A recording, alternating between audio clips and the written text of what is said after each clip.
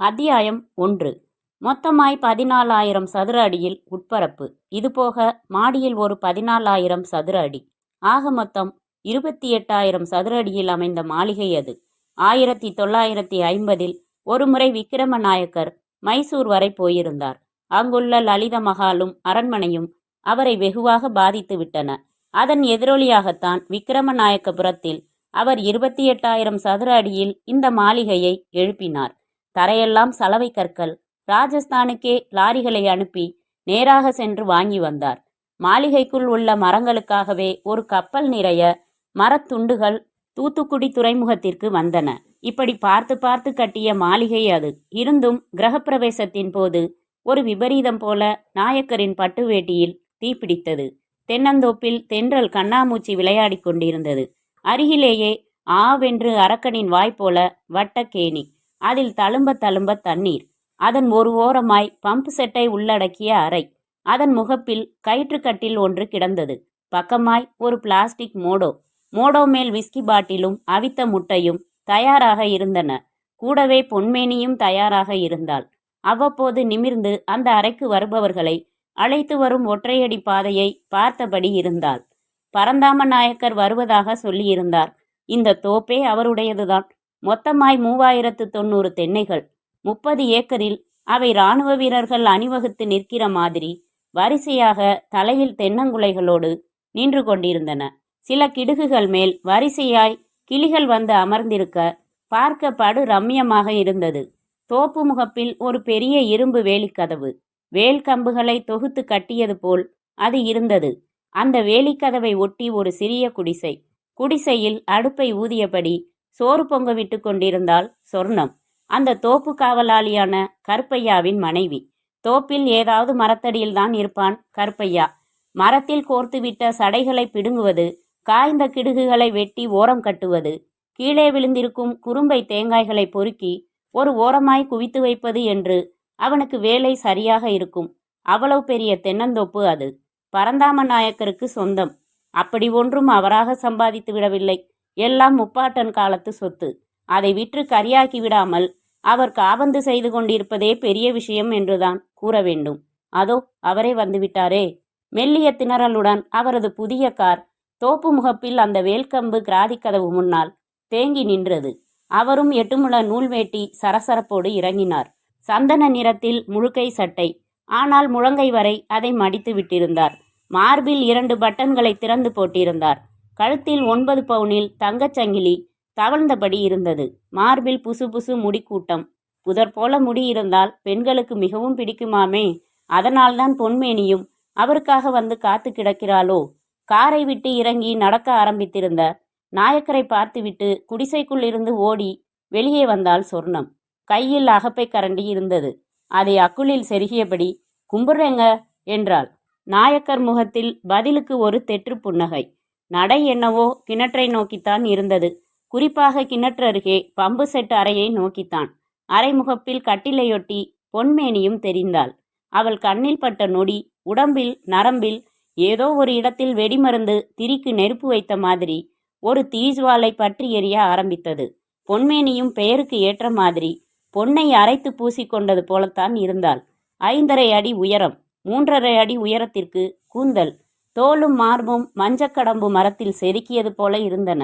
வயிற்று பாகத்தில் பிரம்மன் பால்கோவாவை கிளறி கொண்டிருந்தான். கண்களில் ஒரு முத்து தெரிய அதை அவள் அடிக்கடி சிமிட்டும் போது ஒரு சிமிட்டலுக்கு ஒரு ஆண் அப்படியே வேரோடு விழுவான் போல தோன்றியது. அதனால்தான் பரந்தாம நாயக்கரும் விழுந்து விட்டாரோ. அருகே நெருங்கிவிட்ட அவரை பார்த்து அவள் சிரித்தாள். அவரும் அதை ரசித்தபடியே கட்டிலில் அமர்ந்தார். வெள்ளையும் கருப்புமாய் வளர்ந்திருந்த கடாமீசையை ஒரு நீவு நீவிக்கொண்டார். அந்த நீவலில் அநியாயத்திற்கு ஒரு பவுசு திமிர் தெரிந்தது. என்ன அப்படி பாக்குறீக? அவள் வாயை திறந்தாள். கிளங்காட்டம் இருந்தா பார்க்காம என்ன பண்ண? அவரும் பதில் சொல்ல ஆரம்பித்தார். அவள் உடனே வெட்கத்தோடு முந்தானையை இழுத்து விட்டு கொண்டாள். அடேங்கப்பா, உனக்கு கூட வெட்கமா? அவர் கேட்ட விதத்தில் சரியான கேலி. ஆனால் அவளோ அந்த கேலியை ஒரு அம்பாக நினைத்து கொண்டாள். அது தன்னை வந்து நறுக்கென்று தைத்து விட்டது போல் உணர்ந்தாள். விருட்டென்று எழுந்தாள். சேலையையும் சரி செய்து கொண்டாள். விறுவிறுவென்று வெளியேறத் தொடங்கினாள். பரந்தாம நாயக்கருக்கு கொஞ்சம் செவ்வெரும்பு கடித்த மாதிரிதான் இருந்தது. ஏப்ல, இப்ப நான் என்ன சொல்லிட்டேன்னு இழுத்து மூடிக்கிட்டு கிளம்பிட்ட? நின்ற நிலையில் கத்தினார். பல அடி தூரம் வரை சென்று விட்டவள் நின்றாள். உடனே மெல்ல திரும்பி பார்த்தாள். அடேங்கப்பா, இது என்ன போசு? நான் என்ன பெருசா சொல்லக்கூடாதத சொல்லி போட்டேன்னு இப்படி கிளம்பிப்புட்ட? மீண்டும் நாயக்கரிடம் கேள்வி. அவள் மெல்ல திரும்பி வந்தாள். கண்களில் கண்ணீர் திரண்டிருந்தது. அதை பார்க்க அவள் இதயத்தில் ஏற்பட்டிருக்கும் வலி பரந்தாம நாயக்கருக்கும் புரிந்தது. அடங்கொப்புறானே, என்ன பிள்ளை இது? எதுக்கு அழுவுற? அவரிடமும் பதற்றம். அவள் கண்களில் திரண்டிருந்த கண்ணீர் மார்பில் சொட்டத் தொடங்கியது. அவளும் மெல்ல வாயை திறந்தாள். நாயக்கரே, என்ன தெரியலையா உங்களுக்கு என்று விசும்பும் குரலில் மெலிதாக கேட்டாள். தெரியலையே. அவர் பதில் மேலும் அவளை அழுகைக்கு உள்ளாக்கியது. அட, எதுக்கு இப்படி முணுக்கு முணுக்குன்னு அழுவுற? நான் என்ன சொல்லிவிட்டேன்? தெரியலன்னு தானே சொன்னேன். காசுக்காரன் ஒரு மல்லிகை தோட்டமாச்சும் ஞாபகத்துல இருக்கா? அவள் விசும்பலோடு தொடர்ந்து கேட்கவும் அவரது நெற்றியில் சுருக்கம் விழுந்தது. அவர் யோசிக்கிறார் என்பதும் தெரிந்தது. சில நொடிகளுக்கு பின் வாயை திறந்தார். சேலம் காசுக்காரன் ஒரு மல்லிகை தோட்டத்தையா சொல்ற? அவள் தலை ஆடியது, ஆமோதித்தது. அதுக்கென்ன? மீண்டும் அவர்தான் இப்படி கேட்டார். அதுக்கென்ன? அங்கே ஒருத்தி உங்களுக்காகவே தினம் தினம் தோட்டத்துக்கு வந்தாளே, அவளையாச்சும் ஞாபகம் இருக்குதா? அட ஆமா, 16-17 வருஷத்துக்கு முந்தின சம்பவம்ல. அது நீயா? அப்பா, இப்போவாச்சும் வழிக்கு வந்தீங்களே. சத்தியமா சொல்றேன், ஞாபகம் இல்லை பிள்ளை. ஆமா, நீ எப்படி இப்படி எல்லாருக்கும் பொதுவாகி போன? நான் பொது இல்ல. சொல்லும் போதே அவளிடம் மீண்டும் கண்ணீர். என்ன பிள்ளை சொல்ற? இந்த பொன்மேனி பொது இல்ல நாயக்கரே. நான் செல்லமுத்து கவுண்டரோட சம்சாரம். என்னது? நீ இன்னொருத்தன் பொஞ்சாதியா? அவரிடம் ஏராளமான அதிர்வு. ஆமா, என் புருஷனும் ஒன்றும் லேசுபாசான ஆள் இல்ல. அவரும் உங்களை போல நிலம் நீச்சு காரு பங்களான்னு வச்சிருந்தவர் தான். அட கிரகமே, அப்புறம் ஏன் தோப்புல ஏன் கூட படுக்க வந்த? எல்லாம் தலையெழுத்து நாயக்கரே, தலையெழுத்து. அவளிடம் மீண்டும் கண்ணீர் கொப்பளிக்க ஆரம்பித்தது. அதான் உனக்கும் வெக்கமானு நான் கேட்டதும் குத்திருச்சா? அது மட்டும் இல்ல, என்னைய அடையாளம் கூட தெரியாத அளவுக்குள்ள மாறிட்டீங்க. அது சரி, தினம் ஒருத்தி இங்க வர்றா. நானும் தெம்பு இருக்கிறவரா அனுபவிப்போமேன்னு இந்திரலோகத்து இந்திரனா என்ன நினைச்சுக்கிட்டு சல்லாபிக்கிறேன். இதுல உன் முகம் எப்படி ஞாபகம் இருக்கும்? சரி, இப்ப ஞாபகம் இருக்குதுல்ல. அதான் யாருன்னு தெரிஞ்சு போச்சே. ஆமா, உன் புருஷன் இருக்க என்னாண்ட வந்திருக்கியே, இடிக்குதே. நாயக்கர் பாயிண்டை தொட்டார். எல்லாம் என் தலையெழுத்து. அவளும் நொந்து கொண்டாள். அப்படின்னா அவர் கைலாசம் போய் 3 மாசத்துக்கு மேல ஆயிடுச்சு. ஓ, போயிட்டாராக்கும். சரி கழுத, விட்டு தள்ளு. பொழைக்க எம்புட்டோ வழிமுறைங்க இருக்குதே. இந்த தொழிலுக்கா நீ வரணும்? நான் இந்த தொழிலுக்கு வந்துட்டதா உங்களுக்கு யார் சொன்னா? பொறவு உங்க நிழல்லையே இனி காலம்புறா இருந்துடலாம்னு தான் இங்க வந்துட்டேன். என்ன சொல்ற? நாயக்கரிடம் அதிகபட்ச அதிர்ச்சி பரவியது. நிரந்தரமா உங்களாண்டையே தங்கிடுறேனே. குலைந்தாள் பொன்மேனி. அடி ஆத்தி, பர்மனண்டாவா? ஆமா. அது சரி, உன் புருஷனுக்கும் காடு கழனி நிலம் நீச்சுன்னு இருக்கிறதா சொன்னியே, அதெல்லாம் என்னாச்சு? நாயக்கர் அந்த கேள்வி கேட்ட மறுநொடி மீண்டும் அவள் கண்களில் ஒரு கண்ணீர் பிரவாகம். என்ன பிள்ள, திரும்ப எதுக்கு அழுகுற? அந்த கதையை கேட்டா உங்க நெஞ்சும் நஞ்சு போகும். ஈரக்குலையே ஆடி போயிடும். பொன்மேனி பீடிகை போட்டாள். உல்லாசமாக இருக்க வேண்டிய வேளையில் பரந்தாம நாயக்கரும் அவள் போட்ட பீடிகையில் அப்படியே அடங்கியவராக அவள் வாயையே பார்க்க ஆரம்பித்தார்.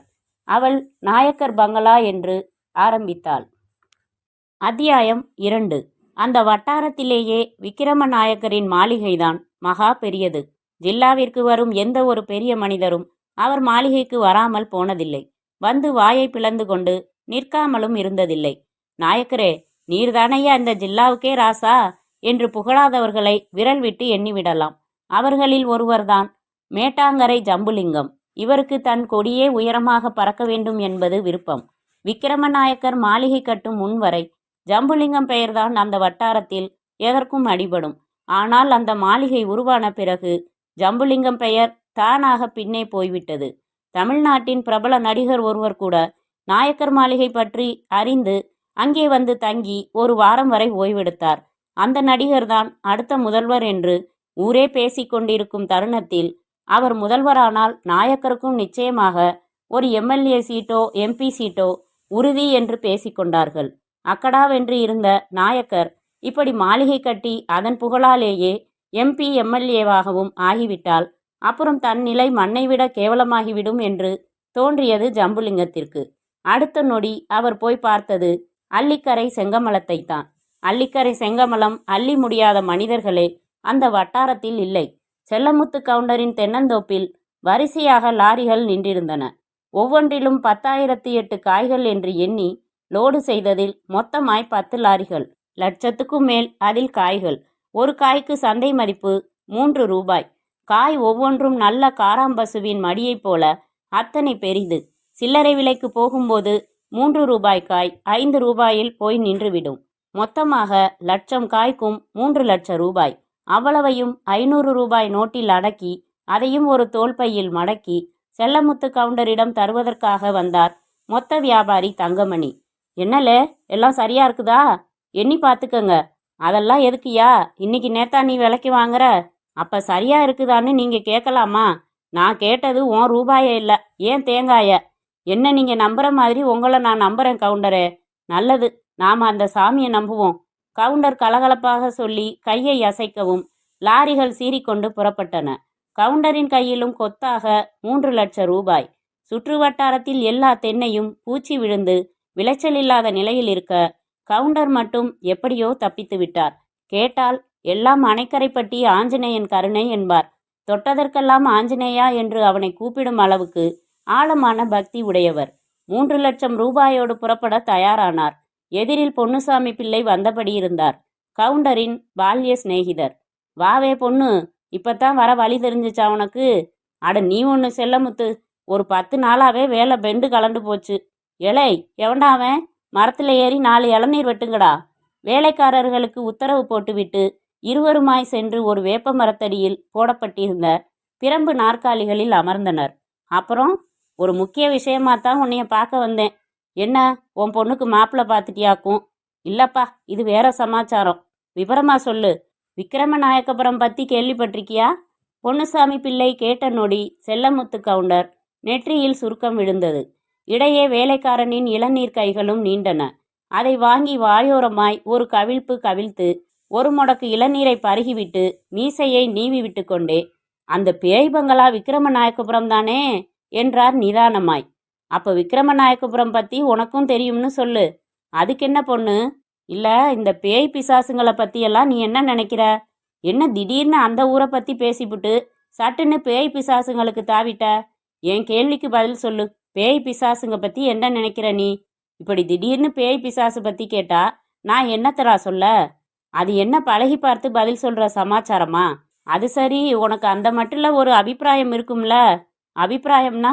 எப்பா, எதுக்கு இப்படி வளைச்சு வளைச்சு பேசிக்கிட்டு? பேயும் பிசாசும் இருக்கிறதா நீ நம்புறியா? நீ கேட்குறத பார்த்தா விக்கிரமநாயக்கபுரத்தில் அந்த பேய் மாளிகையே வாங்க போறியா என்ன? செல்லமுத்து கவுண்டர் நேராக விஷயத்தை தொட்டார். பொன்னுசாமி பிள்ளையும் ஆச்சரியமாகி ஒரு ஆழப்பார்வை பார்த்தார். என்ன கேட்குறல்ல, அந்த பங்களாவை வாங்க போறியா என்ன? ஆமாம் செல்லமுத்து, இன்னைக்கெல்லாம் 10 கோடி ரூபாய் மதிப்பான் அதுக்கு. ஆனால் வெறும் 10 லட்சத்துக்கு வருதுப்பா. அதான் பேயும் பிசாசும் அந்த மாளிகையில் கூத்தடிக்குதுங்கிறாங்கல்ல, அதை வாங்கி அதுங்களோட குடும்பம் நடத்த போறியா நீ? அதுக்கு தான் உங்ககிட்ட கேட்டேன், பேய் பிசாசு மேலே உனக்கு நம்பிக்கை இருக்குதான்னு. இல்லைன்னா நீயும் அதை நம்பிடுவியா? எனக்கு நீ சொன்னால் போதும், துணிஞ்சு இறங்கிடுவேன். அது சரி, இப்போ அந்த மாளிகை யாருக்கிட்ட இருக்கு? விக்கிரமநாயக்கர் மகள்கிட்ட இருக்குதுப்பா. பாவம், அது சோத்துக்கே கஷ்டப்படுது. அட கொடுமையே, நாயக்கர் குடும்பத்துக்கு அப்படி ஒரு நிலையா? சும்மாவா சொன்னாங்க பெரியவங்க? நல்லா வாழ்ந்தவங்க கேட்டா ஓட்டு சில்லுக்கு கூட ஆக மாட்டாங்கன்னு. சே, எப்படி ஒரு பேரும் புகழுமா இருந்தவர் இந்த விக்கிரமநாயக்கர்.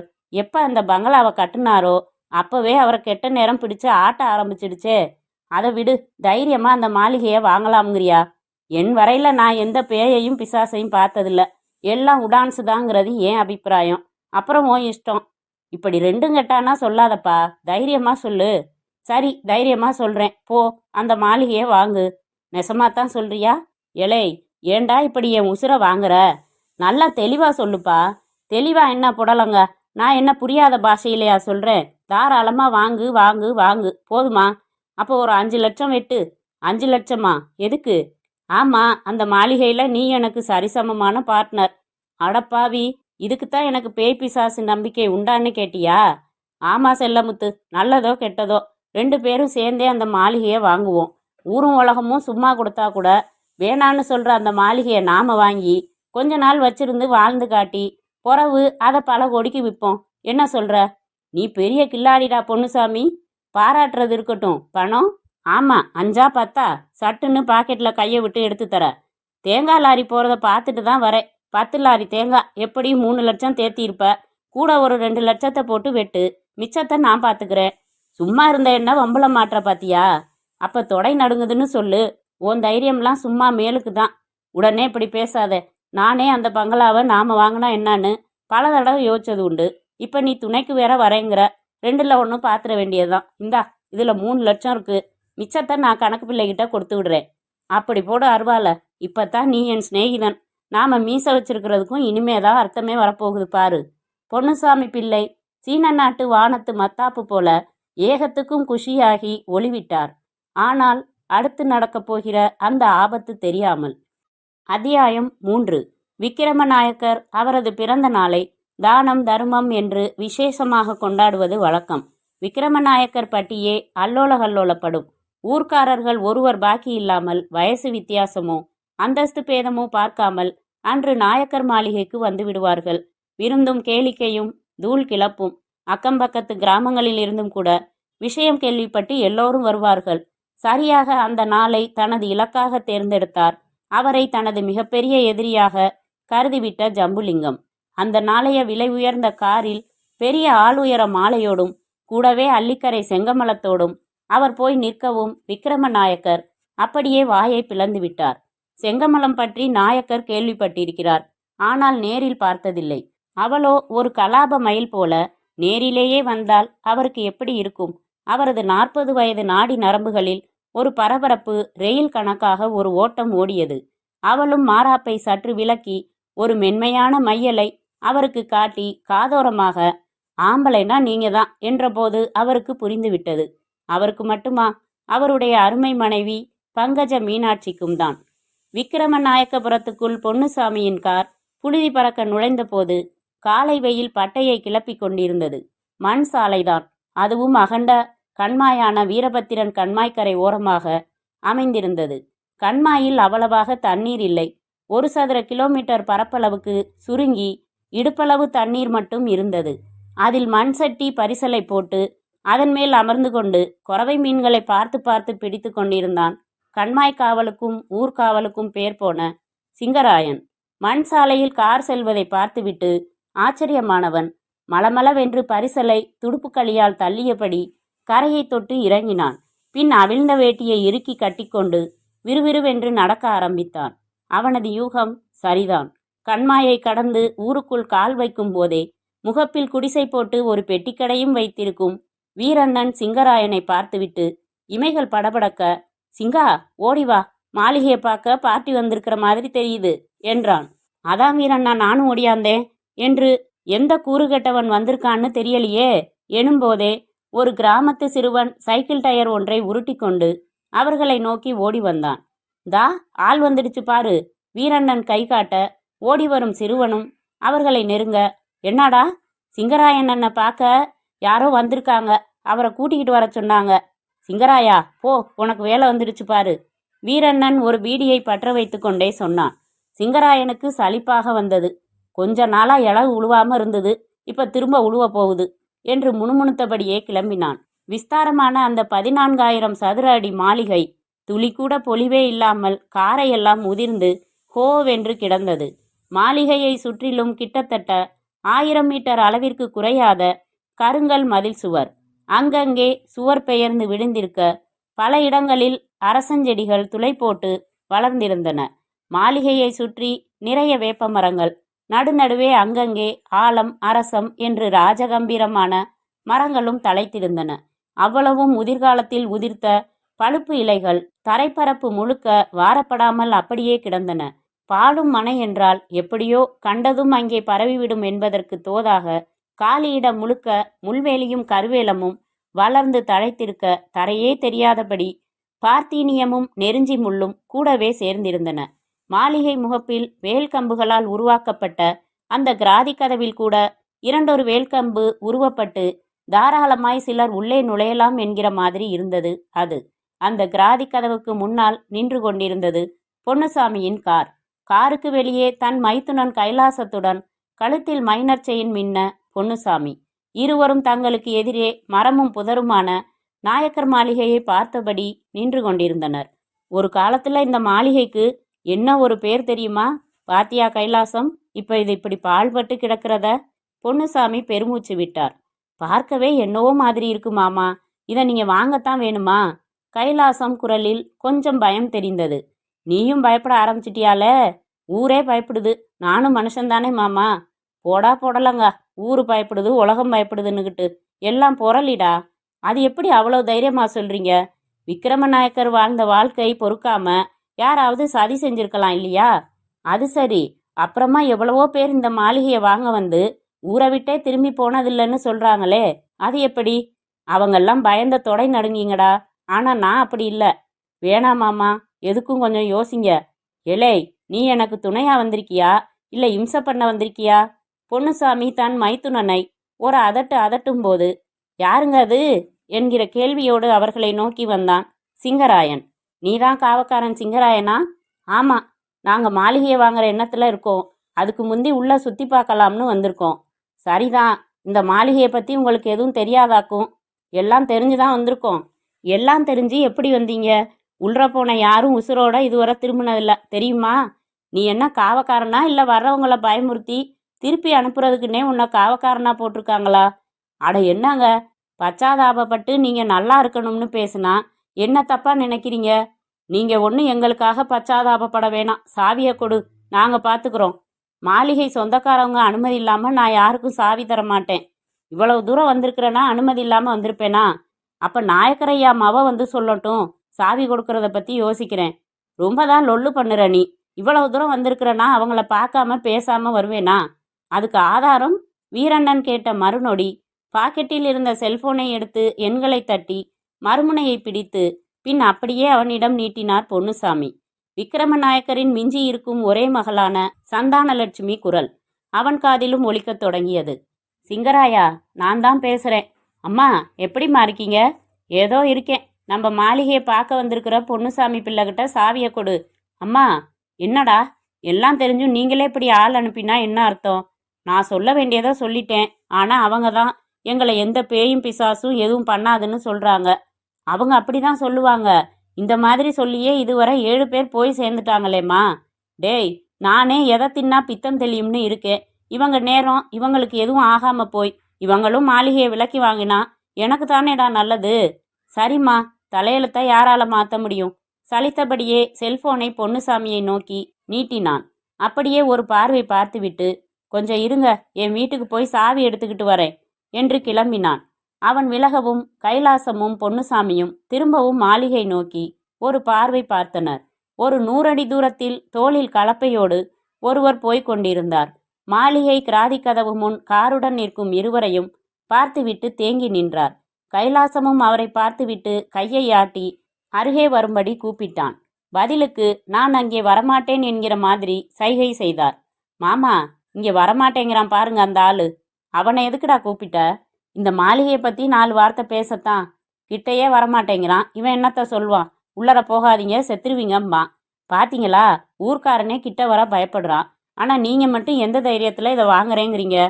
திரும்ப திரும்ப நீயும் என்ன கோலையாக்கி பார்க்குறியே. பேய் பிசாசுங்கிறதெல்லாம் வெட்டி பசங்க பேசுகிற பேச்சுடா. அப்படி அதெல்லாம் இருக்கிறது உண்மைன்னா இந்த உலகத்தில் இப்போ வாழ்ந்துக்கிட்டு இருக்கிறவங்கள விட வாழ்ந்து செத்தவங்க தாண்டா அதிகம். ஊர் பூரா அப்போ ஆவியாத்தான் அலையணும். அப்படி இல்லை மாமா, வயசு வந்து சாவறது ஒரு விதம், அநியாயமாக தற்கொலை பண்ணிக்கிட்டு செத்து ஆவியா சுத்துறது இன்னொரு விதம். அப்படிங்களா? அப்போ அந்த ஆவிங்க இந்த காவக்காரனை மட்டும் ஏண்டா விட்டு வச்சிருக்குது? நீங்கள் என்ன சொல்கிறீங்க? எல்லாம் புரளி. அப்படி ஒரு புரளியால் யாருக்கு என்ன நன்மை? புரளிங்கிறது எல்லா நேரமும் ஒரு விஷயத்தை எதிர்பார்த்தே பரப்புறதில்ல.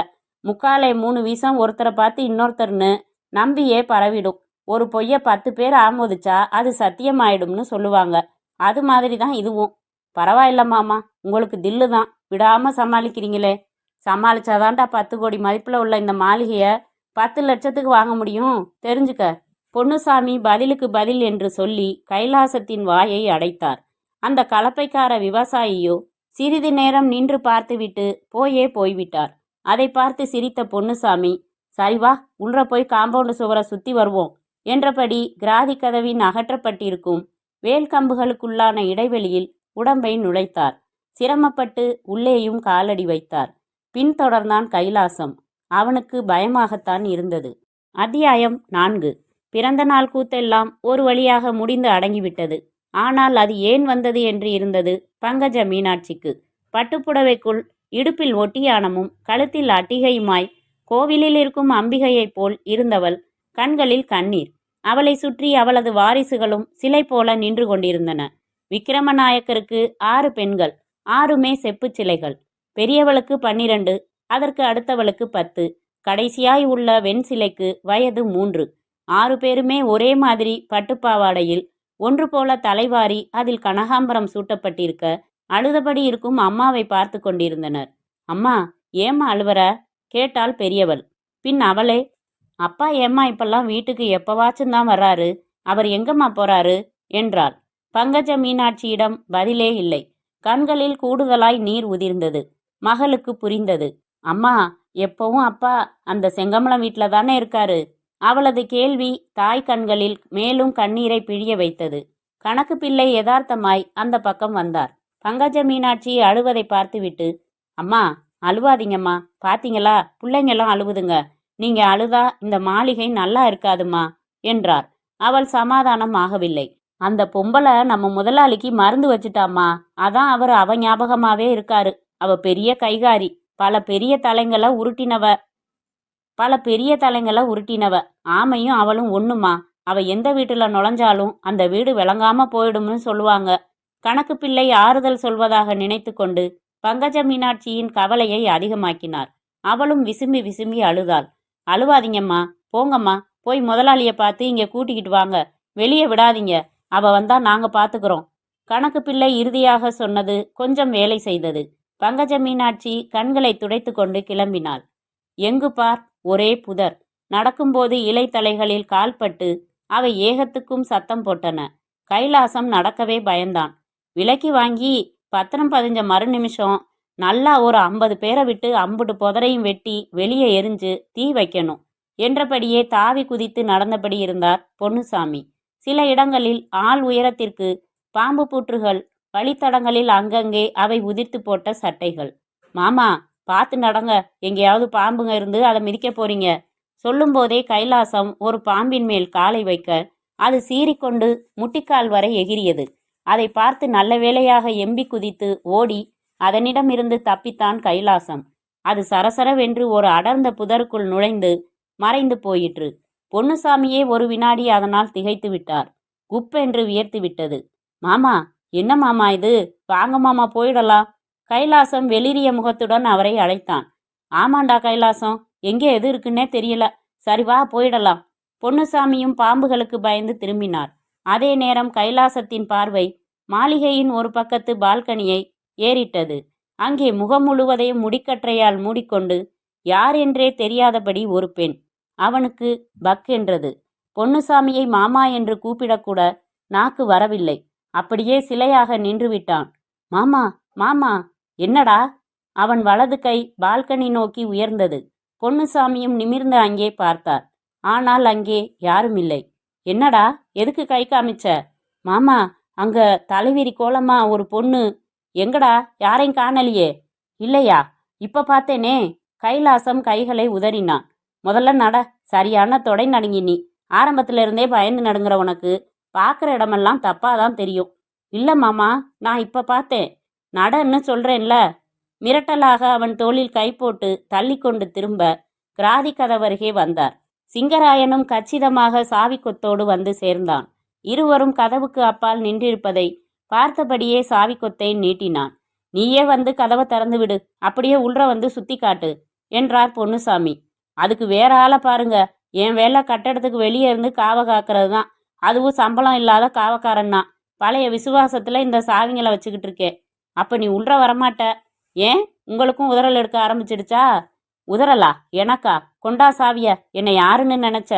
ஒருவித ஆண்மை செருக்கோடு தன் வலது கையை நீட்டி அவனிடம் இருந்த சாவி கொத்தை வெடுக்கென்று பிடுங்கினார் பொன்னுசாமி. போங்க போங்க, சுடுகாட்டுல இருக்கிற வெட்டியான் பயலுக்கு சொல்லிட்டு தான் வந்திருக்கேன் என்றான் அவனும். வந்து உன்னை கவனிச்சுக்கிறேன், பூச்சாண்டி காட்டுறதை விட்டுட்டு அப்படி போய் நில்லு என்று அவனுக்கு கைலாசம் கட்டளை பிறப்பித்துவிட்டு சாவி கொத்தையும் தூக்கி போட்டு பிடித்தார். கைலாசம் கழுத்தெல்லாம் உயர்த்து வடிய நின்று கொண்டிருந்தான். அவரோ திரும்பி மாளிகையின் போர்டிகோ போன்ற முகப்பு நிழற்கூரை நோக்கி நடந்தார். கைலாசம் அவரை பின்தொடராமல் கதவருகேயே நின்றான். முகப்பு பாகம் வரை நடந்த பொன்னுசாமி அங்கிருந்து திரும்பி பார்த்தார். இடையில் 100 அடி தூரம் இருந்தது. எலை வாடா, என்ன அங்கேயே நின்னுட்ட? இல்ல மாமா, நான் வரல. அடை தொட நடுங்கி, தைரியமா வாடா. இல்ல நான் வரல, நீங்க போய் பார்த்துட்டு வாங்க, நான் இங்கேயே நின்றுகிட்டு இருக்கேன். உனக்கெல்லாம் எதுக்குடா மீச? சத்தம் போட்டு அவனை பார்த்து நாக்கை கடித்தவர் ஒருவாறு சுதாரித்து கொண்டு அந்த போர்டிகோ பாகத்தை கடந்து படிகளில் ஏறி காரிடார் போன்ற பகுதியில் நடந்து வேலைப்பாடுகளுடன் அமைந்த ராட்சச நிலை கால் கதவு முன்னால் நின்றார். கருந்தேக்கில் உருவாக்கப்பட்ட 10 அடி உயர கதவு. ஒரு யானைக்கு 2 யானை ஒன்றாக நுழையலாம், அவ்வளவு அகலம். பட்டையான தாழ்பால் மட்டுமே 3 அடி நீளத்தில் இருந்தது. 2 கைகளால் சிரமப்பட்டு தூக்க வேண்டிய அளவில் பெரிய பூட்டு. சாவியும் 1/2 அடி நீளம் இருந்தது. சாவி கொத்தில் அதை தேடி பிடித்து துவாரத்தில் செருகி திறப்பதற்குள் புஜமெல்லாம் வலி எடுத்தது. முக்கி முனகி அதை திறக்கவும் பலத்த சத்தம். கூடவே கொஞ்சம் புழுதியும் கிளம்பி அவர் மூக்கில் ஏறியது. திறந்து கொண்ட பூட்டை கஷ்டப்பட்டு தாழ்பாலை விட்டு பிரித்து அருகில் கீழே வைத்துவிட்டு கதவை திறக்கத் தொடங்கினார். கீச் வீச்சு என்று 100 எலிகள் ஒன்றாக கூடி சத்தமிடும் தினிசில் அதுவும் திறந்து கொண்டது. திறந்த கதவுக்கு அப்பால் நீண்ட உள் வராந்தா. அதன் மையத்தில் பெரிதாய் சிலந்தி வலை. நடுவில் ஒரு பனை நுங்கு அளவில் சிலந்தி ஒன்று. பார்க்கவே பயங்கரமாக இருந்தது. படுபாவிங்க, இப்படியா பூட்டி வைப்பாங்க? திறந்தே பல வருஷம் இருக்கும் போல இருக்குதே என்ற முணுமுணுப்புடன் முன்னேறிய அவரை பார்த்து சிலந்தி வேகமாக விலகி ஓடியது. நல்ல வேளையாக அவர் தோளில் ஒரு துண்டு இருந்தது. அதை எடுத்து விசிறியதில் அந்த வலை அருந்து வழி கிடைத்தது. அதே வேளை மார்பில் தரை முழுக்க கால் அங்குலத்துக்கு புழுதி. நடக்கும் பொழுது செருப்பு கால்களையும் மீறி ஒரு மெதுமெதுப்பு தெரிந்தது. காலால் தரையை தேய்க்கவும் தேய்த்த பாகம் மட்டும் பளிச்சென்று தெரிய மற்ற பாகத்தில் புழுதி படலம் அப்பி கிடந்தது. பார்க்கவே என்னவோ போல் இருந்தது. எதிரில் உள்ள ஹாலுக்குள் நுழைவதற்கான இன்னொரு நிலைக்கால் கதவு, அதிலும் பூட்டு தொங்கியது. திரும்பி வந்து சாவி கொத்தை எடுத்தபடி நிமிர்ந்து ஒருமுறை வெளியே பார்த்தார். கிராதி கதவருகே கைலாசமும் காவல்காரன் சிங்கராயனும் சிலை போல நின்றிருந்தனர். அவர்களை ஒரு புழுவை பார்ப்பது போல பார்த்தவர் சாவி கொத்தோடு திரும்பவும் உள்ளே நுழைந்தார். நிலைக்கால் கதவை அடைந்தவர் அந்த பூட்டையும் திறக்க ஆரம்பித்தார். கரகர கொரகொரவென்று ஒரே சப்தம். கதவும் ஒரு வழியாக திறந்து கொண்டது. கதவுக்கு அப்பால் 2000 சதுர அடியில் பிரதான ஹால். நடுவில் அந்த நாளைய மைய மண்டபம் போல கூம்பு வடிவத்தில் கூரை. அதில் கண்ணாடிகள் பதிக்கப்பட்டு சூரிய வெளிச்சம் உள்ளே பளீரென்று விழுந்தது. அதே நேரம் அந்த ஹால் மட்டும் படு சுத்தமாக கூட்டியது போல் இருந்தது. ஹாலின் மையத்தில் வண்ண பளிங்கு கற்களை வைத்தே உருவாக்கப்பட்டிருந்த தாமரை மலர் தோற்றம். அது பளிச்சென்று தெரிந்தது. பொன்னுசாமிக்கு அதை பார்க்க ஆச்சரியமாக இருந்தது. அந்த ஹாலின் மொத்த பாகத்தையும் ஒரு பார்வை பார்த்தார். எங்கும் துளி கூட நூலாம்படையே இல்லை. ஹாலை விட்டு 6 முனைகளில் கதவுகள் அமைத்து அறைகளுக்கும் இதர பாகங்களுக்கும் செல்ல நிலைக்கால் வாசல்கள் தெரிந்தன. அதில் ஒரு வாசல் மட்டும் திறந்தே இருந்தது. ஹால் தரையில் போடப்பட்டிருக்கும் மார்பிளின் மதிப்பே 10 லட்சம் வரும் என்று அவர் மனது ஒரு முறை சொல்லிக் கொண்டாலும் கூடவே அது அவ்வளவு தூய்மையாக இருப்பது ஆச்சரியமாக இருந்தது. எப்படி இது சாத்தியம் என்ற கேள்விக்குள் அவர் விழுந்த அடுத்த நொடி மூடியிருக்கும் 5 கதவுகள் முன்னாலும் 5 பெண்கள் முகம் தெரியாதபடி கூந்தல் மூடிய நிலையில் திடீரென்று காட்சி தந்து ஒரு வினாடி அவரை திகைக்க விட்டனர். மேலே சாளரத்தில் இருந்தும் ஏதோ ஒன்று வந்து அவர் காலடியில் விழுந்தது. பதறிப்போய் துள்ளியவர் வேகமாக சாளரத்தை பார்த்தார். விருட்டென்று ஒரு பெண் உருவம் தோன்றி மறைந்தது. திரும்பவும் பார்வையை அங்கே இருந்து விலக்கி எதிரில் ஹாலின் 5 முனைகளில் உள்ள கதவுகளின் பக்கம் கொண்டு சென்றபோது அந்த 5 பெண்களை காணவில்லை. சட்டென்று அவருக்கு நெஞ்சை அடைத்தாலும் யாராவது மிரட்டுவதற்காக இப்படி செய்கிறார்களோ என்றும் தோன்றியது. யாரது? நான் இதுக்கெல்லாம் பயப்பட மாட்டேன் என்று ஒரு முறை தைரியத்தை வரவழைத்து கொண்டு உரக்க கத்தினார். அது ஒரு முறை அந்த ஹாலில் பலமாக எதிரொலித்தது. வெளியே கைலாசம் பேந்த பேந்த நின்று கொண்டிருந்தான். ஆமா, உள்ளார போயிருக்கிற ஆள் உனக்கு என்ன உறவு? கேட்டவன் சிங்கராயன். எங்க அக்கா புருஷன். அட பாவி, அநியாயமா உன் அக்காவை அனாதையாக்க போறானேடா அந்த ஆளு. சும்மா இருப்பா, அவர் ரொம்ப தைரியசாலி. தைரியம் எல்லாம் மனுஷங்க கிட்ட தான், பேய் பிசாசுங்க கிட்ட கிடையாது, தெரிஞ்சுக்க. சிங்கராயன் கைகாலை ஆட்டிக்கொண்டே சொன்னபோது ஐயோ அம்மா காப்பாத்துங்க என்று ஒரு அலறல் குரல். கைலாசத்தின் ரத்தம் உறைந்து விட்டது. அடுத்த நொடியே திறந்து கிடந்த கதவு வழியாக திருதிருவென்று ஓடி வந்து கொண்டிருந்தார் பொன்னுசாமி. பின்னங்கால் தூசி பிடரியில் பட ஓடி வந்தவர் கிராதி கதவருகே நின்று கொண்டிருந்த கைலாசத்தை சமீபித்து அப்படியே அவன் காலடியில் சுருண்டு விழுந்தார். கைலாசமும் பதறிப்போய் அவரை தொட்டு தூக்கினான். அவர் முகத்தில் தெப்பமாய் வியர்வை, கண்களில் பிதுங்கி வழியும் பீதி, மூச்சுக்காற்றிலோ அனல் போல் வெப்பம். மாமா, மாமா, என்னாச்சு, என்னாச்சு மாமா? கைலாசம் அவர் நெஞ்சை வருடியபடியே கேட்க அவனை தள்ளிவிட்டு கொண்டு ஓடிப்போய் காரில் ஏறி அப்படியே பின்னிருக்கையில் விழுந்தார். கைலாசமும் ஓடிப்போய் காரின் டிரைவிங் சீட்டில் ஏறி காரை கிளப்பினான். புழுதி பறக்க நெடுந்தூரம் காரை கொண்டு வந்து நிறுத்திவிட்டு திரும்பி பொன்னுசாமியை பார்த்தான். அவரிடம் பேச்சு மூச்சு இல்லை. அத்தியாயம் 5. பங்கஜ மீனாட்சியை ஊருக்குள் பார்த்தவர்களுக்கு ஒரே திகைப்பு. பட்டுப்புடவை சரசரக்க அவள் வீதியில் விறுவிறுவென்று நடந்து செல்வது எல்லோர் கண்களையும் பிடுங்கியது. அவள் எதற்கு வந்திருக்கிறாள் என்பதும் எல்லோருக்கும் புரிந்துவிட்டது. அவளோ யார் பார்க்கிறார்கள், என்ன பேசுகிறார்கள் என்பதை பற்றியெல்லாம் சட்டையே செய்யவில்லை. விறுவிறுவென்று நடந்தவள் செங்கமலம் வீட்டு முன்னால் தான் நின்றாள். வாசலில் ஒரு கிழட்டு பெண் பங்கஜ மீனாட்சியை எதிர்பார்க்காத மாதிரி அதிர்ச்சியை காட்டினாள். எங்கே என் வீட்டுக்காரர்? அவளிடம் நின்று கேள்வியை எழுப்பியவள் அப்படியே எட்டி உள்ளே பார்த்தாள். வாசலில் தொங்கிய திரைச்சீலை மறித்தது. ஆனால் விக்கிரமநாயக்கர் உள்ளேதான் இருக்கிறார் என்பதை வீட்டு முன் நின்று கொண்டிருக்கும் அவரது கார் ஊர்ஜிதமாய் சொல்லியது. யாரும் இங்கே இல்லை, நீ யாரு என்று ஒன்றுமே தெரியாத மாதிரி அந்த கிழவி கேட்டாள். என்ன தெரியல? தெரியல, பொய் சொல்லாத. நீ யாராக இருந்தாலும் சரி, இங்கே நின்று கத்தாதே, திரும்பி போயிடு. சப்தம் உள்வரை கேட்டு செங்கமலம் திரைச்சீலையை விலக்கி கொண்டு எட்டி பார்த்தாள்.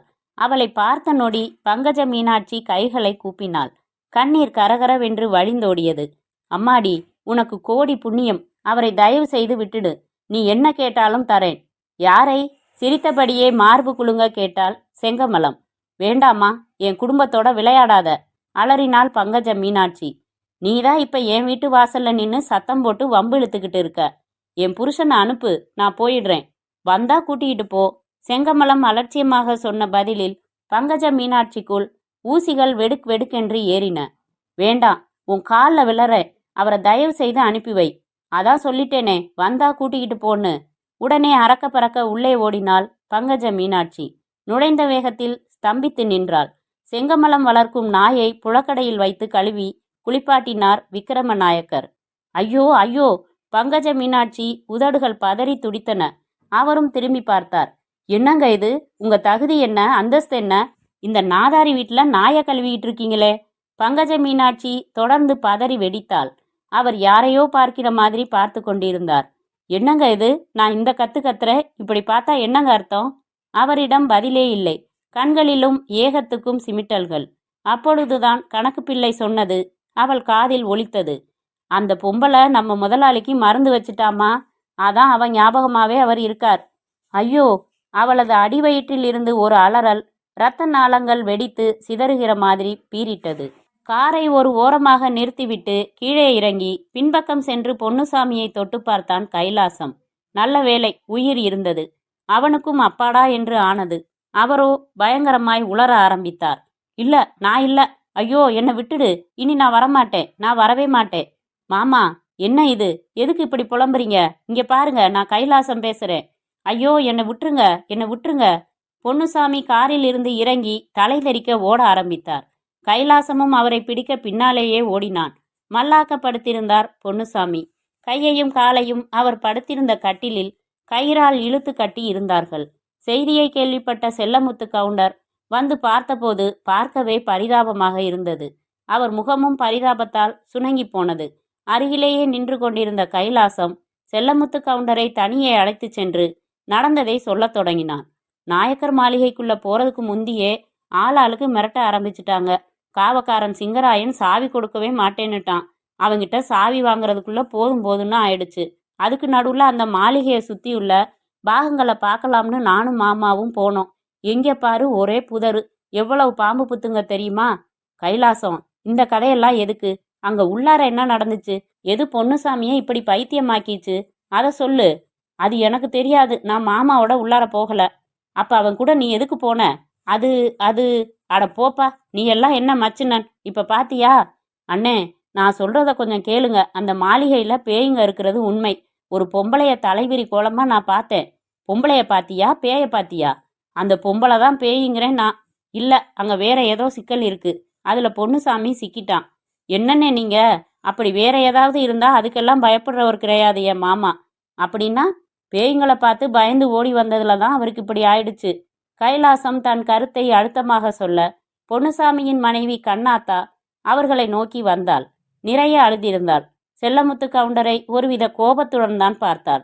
எதுக்கு தாயி என்ன அப்படி பார்க்குற? பார்க்காம அவருக்கு 5 லட்சம் ரூபாய் பணத்தை கொடுத்து அனுப்பி வச்சவர் நீங்க தானே? அட கடவுளே, அவன்தான் என்ன வந்து பார்த்து பணம் கேட்டான். நான் அவனை அனுப்பி வைக்கல. இல்ல, அவர் உங்ககிட்ட பேய் பிசாசுங்கிறது இருக்குதா, அது உண்மையானு கேட்டப்போ நீங்க அதெல்லாம் பொய்ன்னு சொல்லல. இப்பவும் சொல்றேன், பேய் பிசாசுங்கிறதெல்லாம் பொய் தான். பொன்னுசாமி வேற எதையோ பார்த்து மிரண்டு தான் இப்படி ஆகியிருக்கான். இங்க நின்னுக்கிட்டு இப்படியெல்லாம் வெடாசா பேசுறதெல்லாம் பெரிய விஷயம் இல்லைன்னே. நீங்க கூட போயிருக்கணும். இப்ப நீ முடிவா என்ன சொல்ல வர்ற? என் வீட்டுக்காரர அநியாயமா அந்த பங்களா விஷயத்துல மாட்ட விட்டு இப்படி ஆக்கிட்டீங்களேண்ணே. சத்தியமா இதுல ஏன் பங்கு எதுவும் இல்ல கண்ணாத்தா. என்ன நம்பு. அதெல்லாம் எனக்கு தெரியாதுண்ணே. எனக்கு என் புருஷன் பழைய மாதிரி வேணும். அதுக்கு ஒரு நல்ல வழி பண்ணுங்க. நான் என்னம்மா பண்ண? நல்ல டாக்டருங்க கிட்ட காட்டு, இவன் தெளியட்டும். பிறகு தெரியும் அங்க உண்மையில என்ன நடந்துச்சுன்னு. அண்ணே, கைலாசம் இடையில் கத்தரித்தான். என்ன கைலாசம்? இன்னொரு கொடுமையும் நடந்து போச்சுன்னே. என்ன அது? 10 லட்சம் ரூபாய் பணத்தை மாமா இடுப்பு வேட்டி மடிப்புல ஒரு கட்டா கட்டி வச்சிருந்தாரு. அவ்வளவும் 1000 ரூபாய் நோட்டுங்க. அதுவும் அங்கே காணாம போயிருச்சு. கைலாசம் அப்பொழுதுதான் அந்த விஷயத்தையே ஓபன் செய்தான். செல்லமுத்து கவுண்டருக்கு உச்சந்தலையில் யாரோ ஆணியால் குத்திய மாதிரி இருந்தது. என்னையா சொல்ற? ஆமாண்ணே, அறக்க பறக்க ஓடியதால நோட்டுக்கட்டு அந்த மாளிகைக்குள்ளார விழுந்துடுச்சோ என்னவோ. ஐயோ ஐயோ! கண்ணாத்தா உடனேயே ஒப்பாரி வைக்க தொடங்கினாள். அவளது ஒப்பாரி செல்லமுத்து கவுண்டருக்கு எரிச்சலை மூட்டியது. முதல்ல இப்படி ஒப்பாரி வைக்கிறத நிறுத்து ஆத்தா. இப்ப எதுக்கு இப்படி கத்துற? ஐயோ, பணம் போச்சே, 10 லட்சம் ரூபாயாச்சே. உன் பணம் மட்டும்தானா? ஏன் பணமும் தான். அதுல 5 லட்சம் என்னது தெரியும் தானே? ஏன் தெரியாம? பணமும் போய் மனுஷரும் இப்படி பைத்தியமா கிடந்தா எப்படினே மனசு தாங்கும்? மீண்டும் கண்ணீர் சிந்தினாள் கண்ணாத்தா. செல்லமுத்து கவுண்டரும் தாடையை வருடியவராக தீவிரமாக யோசிக்கத் தொடங்கினார். என்னென்ன யோசனை? கைலாசம் கேட்டான். ஒண்ணுமில்ல, அப்படி என்னதான் அந்த மாளிகையில இருக்குதுன்னு யோசிக்கிறேன். நான் சொன்னா நம்ப மாட்டீங்க. வந்து பாத்தீங்கன்னா தான் உங்களுக்கும் தெரியும். அப்ப கிளம்பு. ஐயோ, என்னண்ணே இது திடீர்னு? கிளம்புங்கிறேன்ல. அண்ணே, கிளம்புடான்னா. செல்லமுத்து கவுண்டர் குரலில் உக்கிரம் கூடி போனது. வேணாம் வேணாம் தம்பி, நீ போவாத. அப்புறம் உனக்கும் ஏதாவது ஆயிட போகுது. கண்ணாத்தா, கொஞ்சம் சும்மா இரு. 10 லட்சம் ரூபாய் பணத்துக்காவது நான் இப்ப அங்கே போயாகணும். வேணும்னா நீங்க போங்க. என் தம்பியை நான் அனுப்ப மாட்டேன். அவன் ஏற்கனவே மிரண்டு போய் கிடக்குறான். கண்ணாத்தா உறுதியாக சொன்னதை கேட்டு கோபமாக ஒரு பார்வை மட்டும் பார்த்தார் செல்லமுத்து. அவளோ முகத்தை வேறு பக்கம் திருப்பிக் கொண்டாள். செல்லமுத்து கவுண்டர் வேறு வழியின்றி தனியாகவே அங்கே செல்வது என்று தீர்மானித்தவராக புறப்பட்டார். அத்தியாயம் 6. 1 மாதம் வரை ஓடிவிட்டது. பங்கஜ மீனாட்சி இளைத்து துரும்பாகிவிட்டாள். கணக்கு பிள்ளை மட்டும் அவ்வப்போது வந்து ஆறுதல் சொன்னார். கூடவே அதிர்ச்சிகரமான விஷயங்களை தந்தார். அம்மா, அந்த கிராதகி முதலாளிய மயக்கி பல சொத்து பத்திரங்கள்ல கையெழுத்து வாங்கிட்டான்னு கேள்விப்பட்டேன்.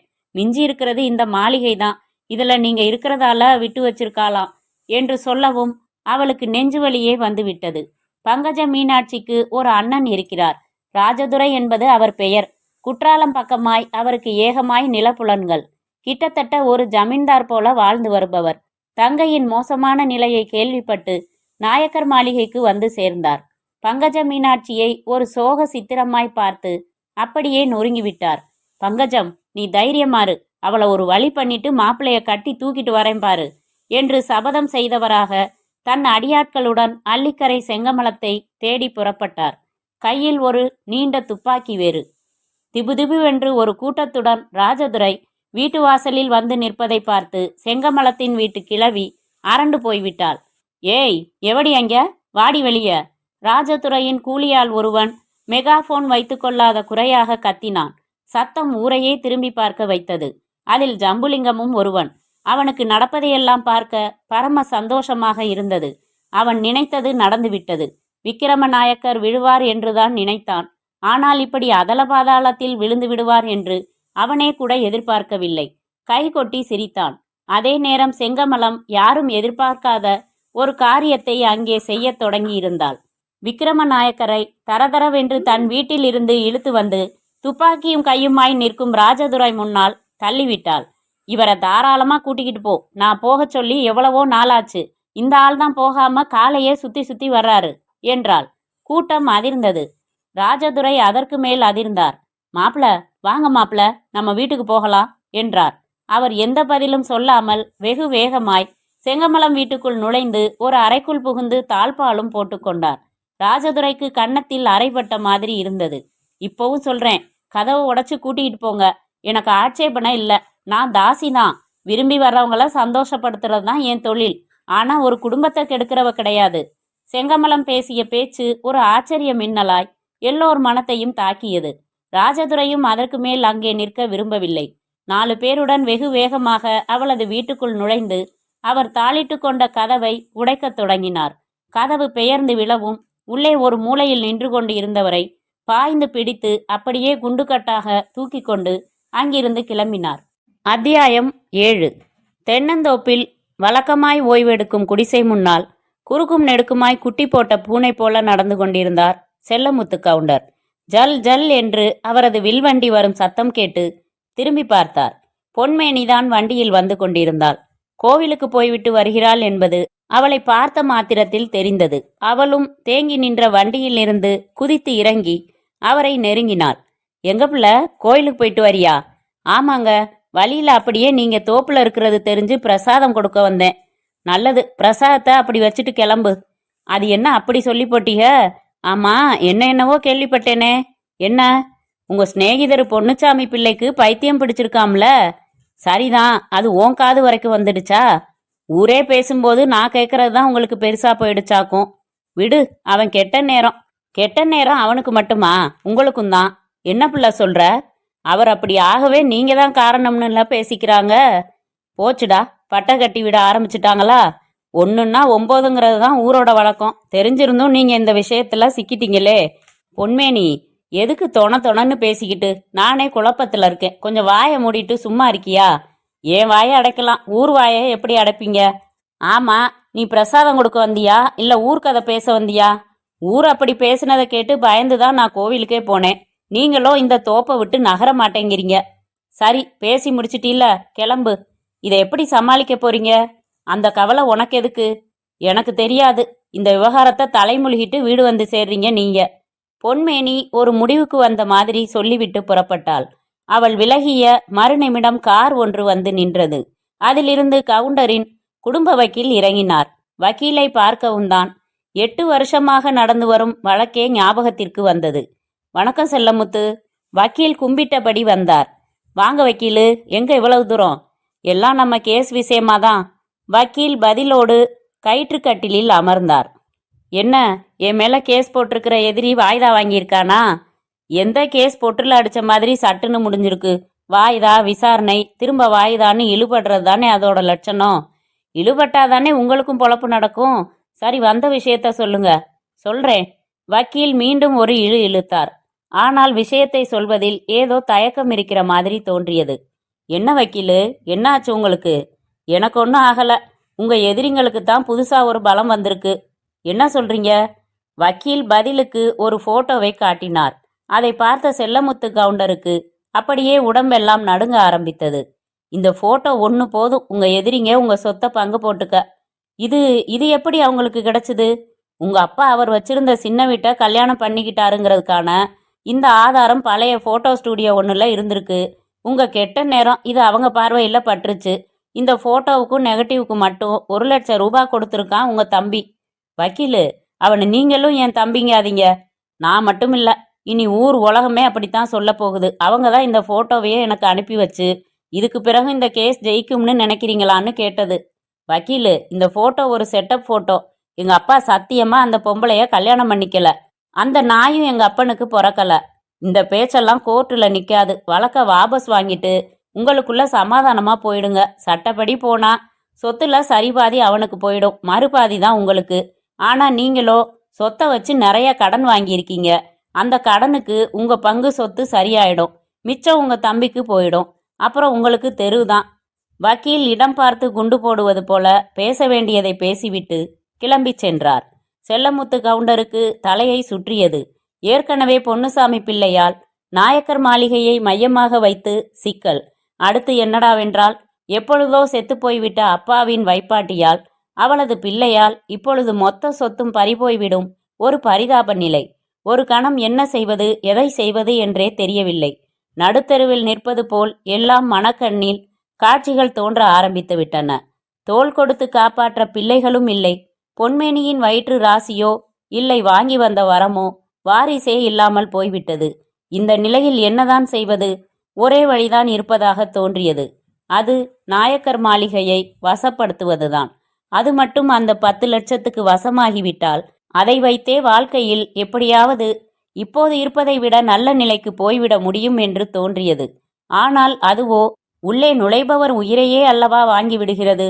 விருட்டென்று எழுந்தார் செல்லமுத்து கவுண்டர். நடுத்தருவில் ஒரு அனாதையாக நின்று சாவதற்கு நாயக்கர் மாளிகையை வசப்படுத்த முயன்று சாவது கொஞ்சம் மேன்மையான ஒன்றாக தோன்றியது. உயிரை வைத்து ஒரு விளையாட்டு விளையாடுவதை தவிர வேறு வழி இருப்பதாகவும் தெரியவில்லை. பொன்மேனியிடம் போய் இதையெல்லாம் பிரஸ்தாபித்தால் குறுக்கே விழுந்து தடுத்து விடுவாள் என்றும் எண்ணியவர் அதன் பின் சொற்ப வினாடிகள் கூட தாமதிக்கவில்லை. புறப்பட்டு விட்டார். கண்மாய்க்கரையில் பானையில் பிடித்து போட்ட மீன்களையெல்லாம் உலரப்போட்டு கருவாடு ஆக்குவதில் மும்முரமாக இருந்தான் சிங்கராயன். அந்த கரைவெளி மேல் ஒரு சிறுவன் ஓடி வந்து கொண்டிருந்தான். சிங்கராயனுக்கும் அவன் தன்னைத்தான் நோக்கி வருகிறான் என்பது தெரிந்தது. அண்ணே அண்ணே, என்னடா? நாயக்கர் அரண்மனைக்கு ஒருத்தர் வந்திருக்காரு, நீ எங்கன்னு கேட்டாரு. போச்சுடா, 2 நாள் முந்திதான் ஒருத்தர் வந்து அலறி அடிச்சுக்கிட்டு ஓடினான். அதுக்குள்ள இன்னொருத்தனா? நீங்க உடனே வருவீங்களாம். வேல்கம்பு கதவுக்கிட்டேயே நின்னுகிட்டு இருக்காரு.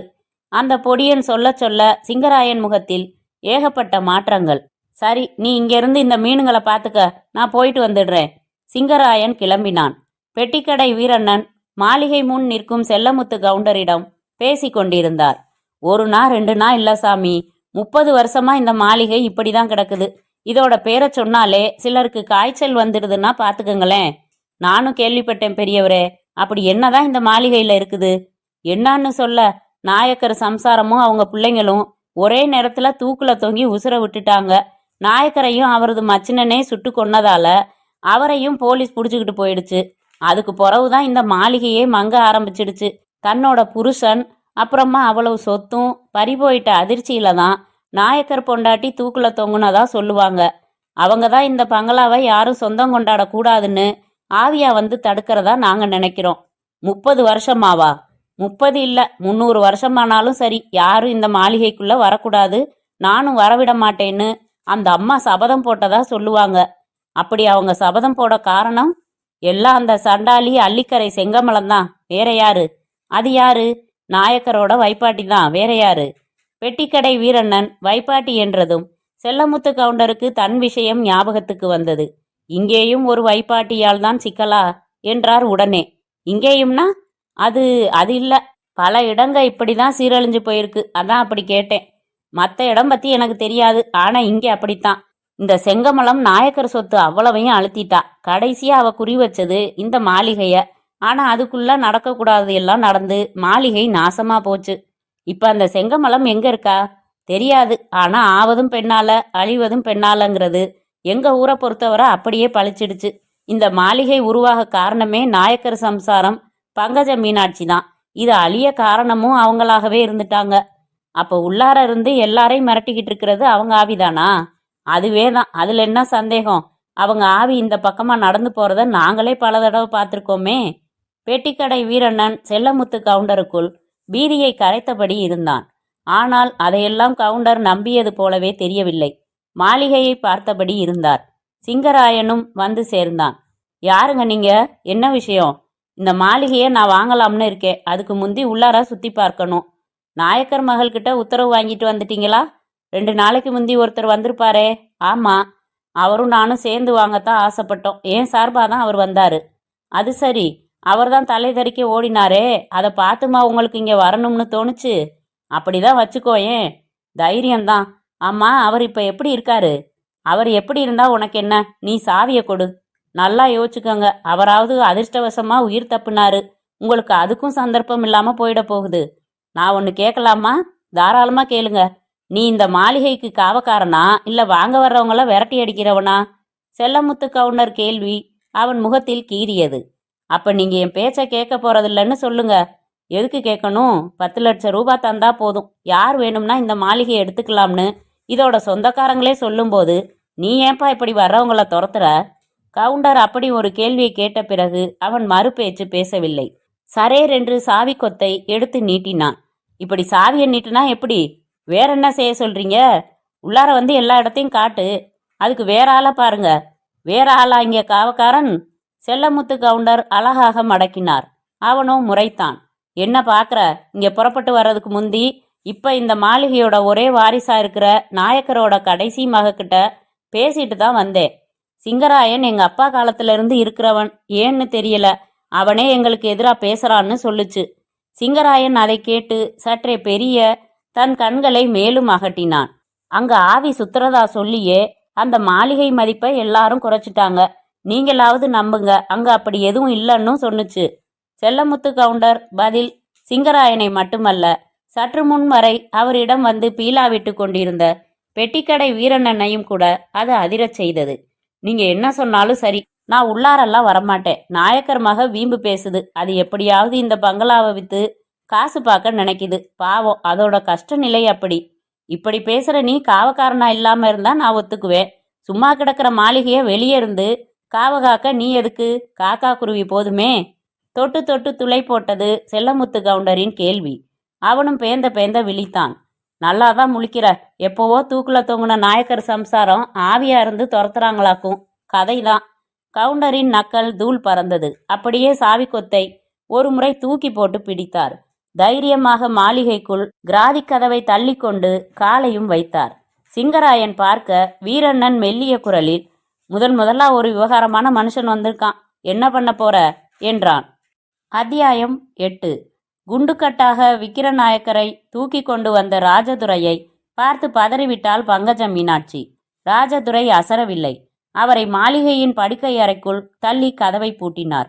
என்ன பங்கஜம் பாக்குற? எனக்கு வேற வழியே தெரியல. அதான் கட்டி தூக்கிக்கிட்டு வந்தேன். ஜாக்கிரத, விட்டா ஓடி போயிடுவாரு. அவ மேல அப்படி ஒரு பைத்தியமா இருக்காரு என்று சொல்ல பங்கஜ மீனாட்சி பொலபொலவென்று கண்ணீர் விட்டாள். இப்படியெல்லாம் நடந்துக்கிற மனுஷனே இல்லை இவரு. இப்படி மாறிட்டாரே. அதான் அவ வச்ச மருந்தோட சக்தி. மருந்துன்னா வசிய மருந்து. சண்டாளி. ஆமா, அதுக்கு இவ்வளவு சக்தியா? அதான் பாக்குறியே. பாத்துமா இப்படி ஒரு கேள்வி. அப்பொழுது கணக்கு பிள்ளையும் குறுக்கிட்டார். தம்பி, நீங்க சொன்னதுதான் என்னோட கருத்தும். ஆனா அம்மாவால நம்ப முடியல. இவளுக்கு இந்த மாதிரி விஷயம் பத்தியெல்லாம் எதுவும் தெரியாது கணக்கு பிள்ளை. அது சரி, அவளோ பக்கத்து ஊர். அவ எப்படி இங்க வந்து இவரை பிடிச்சா? எல்லாம் அந்த ஜம்புலிங்கம் பண்ணின வேலைப்பா. அவன்தான் முதலாளியோட பிறந்த நாள் அன்னைக்கு அவளை கூட்டிக்கிட்டு வந்தான். ஒரே நாள்ல அவளும் முதலாளிய சாச்சிட்டா.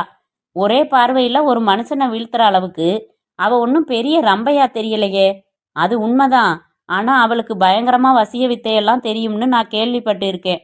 அப்ப அவ தாசி இல்ல, சூனியக்காரின்னு சொல்லு. நிச்சயமா அப்பப்ப சுடுகாட்டுக்கு போறதென்ன வர்றதென்ன. கணக்கு பிள்ளை சொன்ன அந்த புதிய விஷயம் ராஜதுரையின் நெற்றியில் வரிப்பந்தல் போட்டது. கண்களிலும் மழுக்கென்று ரத்தம் பாய்ந்து வெண்ணிற திரை சிவந்து போகத் தொடங்கியது. இடையில் யாரோ நாயக்கரை அடைத்த அறையின் கதவு துவாரம் வழியாக உள்ளே பார்த்துவிட்டு அலற ஆரம்பித்தார். ஐயையோ, ஜன்னல் கம்பிய வளைச்சுக்கிட்டு நாயக்கரையா தப்பி ஓட பாக்குறாரு. ஓடிவாங்க, ஓடிவாங்க. குரல் கேட்டு ராஜதுரையும் கணக்கு பிள்ளையும் ஓடிச் சென்று கதவை திறந்து பார்த்தபோது உள்ளே நாயக்கர் இல்லை. ஒரு கைதி சிறையில் இருந்து தப்பி ஓடியது போல ஜன்னல் கம்பி வளைக்கப்பட்டு இருந்தது. ராஜதுரையால் ஆத்திரத்தை அடக்க முடியவில்லை. அவளை என்ன பண்றேன் பாரு என்றபடி தனியாளாக துப்பாக்கியுடன் வெளியே ஓடி வந்து அவரது ஜீப்பில் தாவி ஏறினார். எந்த பயமும் இல்லாமல் செல்லமுத்து கவுண்டர் மாளிகை நோக்கி நடப்பது சிங்கராயனை ஆச்சரியப்படுத்தினாலும் அவன் முகத்தில் ஒரு மர்மச் சிரிப்பு. அவரும் போர்டிகோ பாகம் கடந்து படிகளில் ஏறி காரிடாரில் நடந்து முகப்பு நுழைவாயில் கதவு முன் போய் நின்று பூட்டை பார்த்தார். அப்படியே திரும்பி ஒரு பார்வை. வீரண்ணனும் சிங்கராயனும் கிராதி கதவுக்கு அருகில் ஏதோ ஐயனார் கோவில் சிலைகள் போல நிற்கிற மாதிரி இருந்தது. மளமளவென்று பூட்டை திறந்தார். பிறகு கதவை தள்ளிவிட்டார். 2 நாள் முன் வந்து சென்றிருந்த பொன்னுசாமி பிள்ளையின் காலடி தடயங்கள் பளிச்சென்று தெரிந்தன. அந்த பனை நுங்கு அளவுக்கான சிலந்தி மீண்டும் ஒரு முழு வலையை பின்னி இருந்தது. அதை பார்த்தவர் அதை அறுப்பதற்கு முன் பாதுகாப்பாக இருக்கட்டும் என்கிற மாதிரி இடுப்பு பகுதியில் கையை விட்டு கைத்துப்பாக்கி ஒன்றை வெளியே எடுத்தார். அதை வலது கையில் பிடித்தபடியே நடந்தார். மீண்டும் ஒரு நிலைக்கால் கதவு, அதிலும் பூட்டு தொங்கியது. அதையும் திறந்தவர் உள்ளே பார்வையை விட்டார். பளிச்சென்று ஒரு குட்டி மைதானம் போல மார்பில் கல் பதிக்கப்பெற்ற படு துப்புரவான ஹால். நடுவில் கூம்பு விதானம். நாலாபுறமும் அதில் கண்ணாடி பதிக்கப்பெற்று சூரிய கதிர்கள் ஊடுருவியிருந்தன.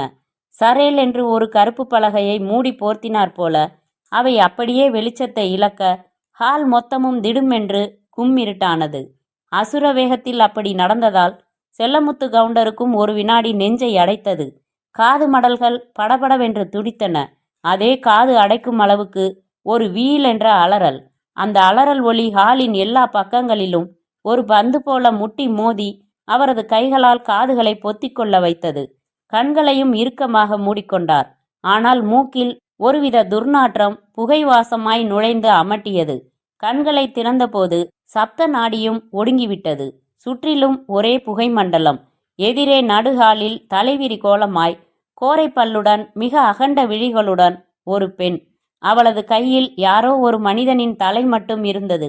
உதட்டுக்கு கீழே இரத்தத்தை உறிஞ்சி குடித்த கரைகள் தெரிந்தன. அவளும் மெல்ல கவுண்டரை நோக்கி வர ஆரம்பித்தாள். துப்பாக்கி பிடித்த கவுண்டரின் கைகள் படபடவென்று நடுங்கின. வலுக்கட்டாயமாக தைரியத்தை வரவழைத்து கொண்டு அந்த துப்பாக்கியை அவளை நோக்கி நீட்டினார். நீட்டிய மறுநொடியே அந்த கை மேல் எங்கிருந்தோ ஒரு மண்டை ஓடு வந்து விழுந்தது. துப்பாக்கியும் நெளிந்து எங்கோ போய் விழ ஒரு ஆக்ரோஷ சிரிப்பு சத்தம் காதை அடைக்கும் அளவு ஒலிக்க ஆரம்பித்தது. அதுவும் சட்டென்று அடங்கி திரும்பவும் கூம்பு வடிவ கூரை சாளரத்தில் பளிச்சென்று அந்த கருப்பு தடை விலக பளிச்சென்று வெளிச்சம் சரேல் என்று ஹாலுக்குள் ஊடுருவியது. ஒளி கண்காட்சியில் கூட சற்று காலதாமதமாக நடக்கும் இந்த மாற்றங்கள் மின்னல் வேகத்தில் நடக்க ஹாலில் இருந்து வெளியேறும் 6 நிலைக்கால் கதவுகளுக்கு முன்னால் 6 பெண் உருவங்கள் தூக்கில் தொங்கிக் கொண்டிருந்தன. மற்றபடி அவர் விடும் மூச்சுக்காற்று சத்தம்தான். அவ்வளவு நிசப்தம். அந்த நிசப்தம் மெல்ல கலைவது போல ஒரு மெல்லிய அழுகை சத்தம். எங்கோ வெகு தூரத்தில் யாரோ அமர்ந்து அழுகிற மாதிரி இருந்தது. அதற்கு மேல் செல்லமுத்து கவுண்டராலும் தாள முடியவில்லை. ஓடிவிடும் எண்ணத்தோடு திரும்பியவர் மீது சொத்தென்று ஒன்று வந்து விழுந்தது. ஆவென்ற அலறலோடு அதை உதறியவர் கீழே விழுந்ததை பார்த்துவிட்டு மேலும் அலறினார். அது ஒரு தலையில்லாத பிஞ்சு குழந்தையின் சடலம். என்னை விற்று, நான் இங்கே வரல, நான் இந்த பங்களாவையும் வாங்கல, என்னை விற்று என்று கத்திக்கொண்டே வெளியே ஓட ஆரம்பித்தார். பொன்னுசாமி பிள்ளை ஓடி வந்தது போலவே பின்னங்கால் மண் பிடரியில் பட ஓடி வந்தவர் கிராதி கதவருகே சுருண்டு விழுந்தார். வீரண்ணனும் சிங்கராயனும் அதை பார்த்து மீசையை நீவிக்கொண்டு சிரித்தனர். அத்தியாயம் 9. மீண்டும் அள்ளிக்கரை செங்கமலத்தின் வீட்டு வாசல். கிரீச்சிட்டு நின்ற ஜீப்பில் இருந்து ஒரே குதியாக குதித்தபடி இறங்கினார் ராஜதுரை. கையில் 3 அடி நீள குழாய் துப்பாக்கி. காடுகளில் அது பல மான்களையும் காட்டுப்பன்றிகளையும் சுட்டு தள்ளியுள்ளது. அதை நீட்டி பிடித்தபடியே வீட்டுக்குள் நுழைந்தார். இந்த முறை அந்த வீட்டில் தடிதடியாய் பல அடியாட்கள் இருந்தனர். ராஜதுரையின் முன்னால் அவரை மறிப்பது மாதிரி வந்து நின்றனர். விலகுங்கடா, அநியாயமா என் துப்பாக்கிக்கு இரையாகாதீங்க, உரக்க கூச்சலிட்டார் ராஜதுரை. பறவைங்களை சுடுற துப்பாக்கியை வச்சுக்கிட்டு பூச்சாண்டியா காட்டுற, ஒழுங்கா திரும்பி போயிடு. அவர்களில் ஒருவன் பதிலுக்கு கத்தினான். வேண்டாண்டா, கூலிக்கு மாரடிக்கிற நாய்ங்களா, நான் அசல் வேட்டைக்காரன், இதால நான் புலியையே சுட்டவன். அப்படியா, எங்க சுடு பார்க்கலாம். ஒருவன் சட்டை பட்டனை வேகமாக அவிழ்த்து மார்பை காட்டினான். வேணா, சொன்னா கேளு, சும்மா சுடுடா, பெரிய வேட்டைக்காரன் நீயே, சுடுடா பாப்போம். அவனும் முன்னேறி துப்பாக்கி குழலின் துவாரத்தை அப்படியே மார்பால் மூடி அழுத்தினான். அழுத்தியபடி ராஜதுரையையும் சேர்த்து தள்ளினான். அவரும் தள்ளப்பட்ட நிலையில் சில அடிகள் வரை பின்னால் சென்றவர் பொறுமை இழந்தவராக ட்ரிக்கரில் இருந்த ஆள்காட்டி விரலை ஒரு அழுத்தினார். அடுத்த நொடி மார்பில் சிவப்பு இரத்த சிதறலோடு தள்ளியவன் விழுந்தான். துப்பாக்கி முனையோ அப்படியே அடுத்த அடியாளை நோக்கி திரும்பியது. அவர்கள் வெலவெலக்க ஆரம்பித்தனர். கீழே விழுந்தவனின் அலறல் செங்கமலத்தை பிடித்து இழுத்து வந்தது. டேய் என்றபடி ராஜதுரை எதிரில் வந்தாள். மஞ்சள் நிறத்தில் சேலை ரவிக்கை. பூஜையில் இருந்தவள் போல தெரிந்தவள் கண் இரண்டையும் விரித்து முறைத்த விதத்தில் அனல் பறந்தது. வாடி வா, ஊர்க்குடிய கெடுக்க பிறந்தவளே. ராஜதுரை வக்கரித்தார். ராஜதுரை கத்தரித்தது ஒரு புதிய குரல். கொடுத்தவர் விக்கிரம நாயக்கர் தான். மாப்பிள, வாய மூடு, நான் இனி உன் மாப்பிள கிடையாது. மாப்பிள, வார்த்தையை யோசிச்சு பேசுங்க. 6 பொண்ணுக்கு அப்பா நீங்க. அதெல்லாம் முடிஞ்ச விஷயம். நான் இனி எப்பவும் செங்கமலத்தோட அடிமை என்றபடி அவள் அருகே வந்து அவளை மிக பணிவாக ஒரு பார்வை பார்த்தார். மாப்பிள, இப்படியா உன் புத்தி மழுங்கி போகும்? வாயை மூடிக்கிட்டு வந்த வழியே திரும்பி போறியா? போறதுக்கு வரல. உங்களை இப்படி பித்தனாக்கின இவளை கொல்லாம விடமாட்டேன். அவரது துப்பாக்கி படுவேகமாய் செங்கமலத்தை குறிபார்த்தபடி திரும்பியது. வேணா, அவ என் உயிர். அவளை ஒன்னும் பண்ணிடாத. அவளுக்கு முன்னால் சென்று கையை உயர்த்தியபடி அவளையும் மறைத்து கொண்டு நின்றார். மாப்பிள, சொன்னா கேளுங்க, நகருங்க. முடியாது, நீ திரும்பி போ. என் தங்கச்சியோட கதி? போய் ஏதாவது குளத்துல விழுந்து சாவ சொல்லு. அடேய், நானும் பொறுத்து பொறுத்து பார்க்கறேன். எகிரிக்கிட்ட போறியே, முதல்ல நீ மேல போ. ராஜதுரையின் துப்பாக்கியில் இருந்த தோட்டா சீறி பாய்ந்தது. நேராக நாயக்கரின் மார்பை தாக்கி இதயம் வரை ஊடுருவி அந்த சதைக்கோளத்தையும் சிதறடித்தது. ஐயோ! நாயக்கர் துவண்டு சரிந்து கீழே விழ, ராஜதுரை அதை பார்த்து திகைக்க, அந்த சந்தர்ப்பத்தை சரியாக பயன்படுத்தி கொண்ட அடியாட்களும் அப்படியே அவர் மேல் பாய்ந்து ஒரே அமுக்காக அமுக்கினர். மன்னரை போல வாழ்ந்த விக்கிரம நாயக்கர் தாசி செங்கமலம் வீட்டில் ஒரு நாயைப் போல சுடப்பட்டு இறந்தார் என்கிற செய்தியும் வெகு வேகமாக நாயக்கர் மாளிகை நோக்கி செல்லத் தொடங்கியது. வெகு நீளமான செல்லமுத்து கவுண்டர் பற்றிய நிஜங்களை அவ்வப்போது கண்ணீருடன் சொல்லி இறுதியாக அவர் சுருண்டு விழுந்தார் என்பதோடு நிறுத்திய பொன்மேனியை பரந்தாம நாயக்கர் பளபளப்பான கண்களோடு பார்த்தபடி இருந்தார். ஆமா, சுருண்டு விழுந்தாருங்கிறதோட நிறுத்திப்புட்டியே. புருஷன் என்ன ஆனா? உசுறு இருந்துச்சா, இல்ல உன் புருஷன் அந்த பொன்னுசாமி மாதிரி மென்டல் ஆனானா? பரந்தாம நாயக்கரின் பரிவான கேள்வி அவள் கண்களை மீண்டும் பிழிய விட்டது. உன்ன அழுவாத. தெளிவா சொன்னாத்தானே உனக்கு ஏதாவது உபகாரம் பண்ண முடியுமாங்கிறது பத்தி நான் யோசிக்க முடியும். நம்பிக்கை தருவது போலவும் பேசினார். அவளும் சேலை தலைப்பால் முகத்தை துடைத்து கொண்டாள். திரும்ப ஆரம்பித்தாள். என் வீட்டுக்காரரை 4 பேர் ஒரு டிராக்டர்ல போட்டு தூக்கிட்டு வந்து என் வீட்டில் சேர்த்துட்டு போனாங்க. நானும் அவரை பார்த்து பதறி போனேன். எங்க ஊர் நாட்டு வைத்தியர் செய்தி கேள்விப்பட்டு வந்து பார்த்தாரு. ஏதோ ஒரு மூலிகை வேற சுட்டு அதோட புகைய மூக்குல விட்டாரு. என் வீட்டுக்காரரும் கொஞ்சம் போல கண்ணு திறந்து பார்த்தாரு.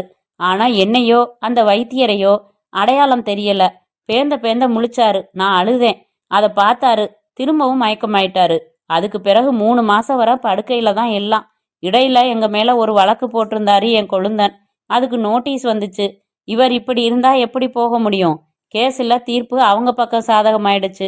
குடியிருந்த வீடு, சோறு போட்ட தென்னந்தோப்புன்னு எல்லாம் ஒரே நாள்ல போயிடுச்சு. என்கிட்ட இருந்த நகை நட்டுன்னு இருக்கிறதெல்லாம் வச்சு வைத்தியம் பார்த்தேன். பிரயோஜனம் இல்லை. அவர் ஒரு நாள் உசுர விட்டுட்டாரு. எங்க சம்பிரதாயப்படி அவரது உடம்ப புதைச்சேன்.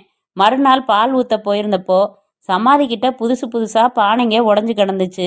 வெட்டியான கூப்பிட்டு கேட்டதுக்கு ஒரு வயசான பொம்பளை வந்து சமாதியை தோண்ட போனா.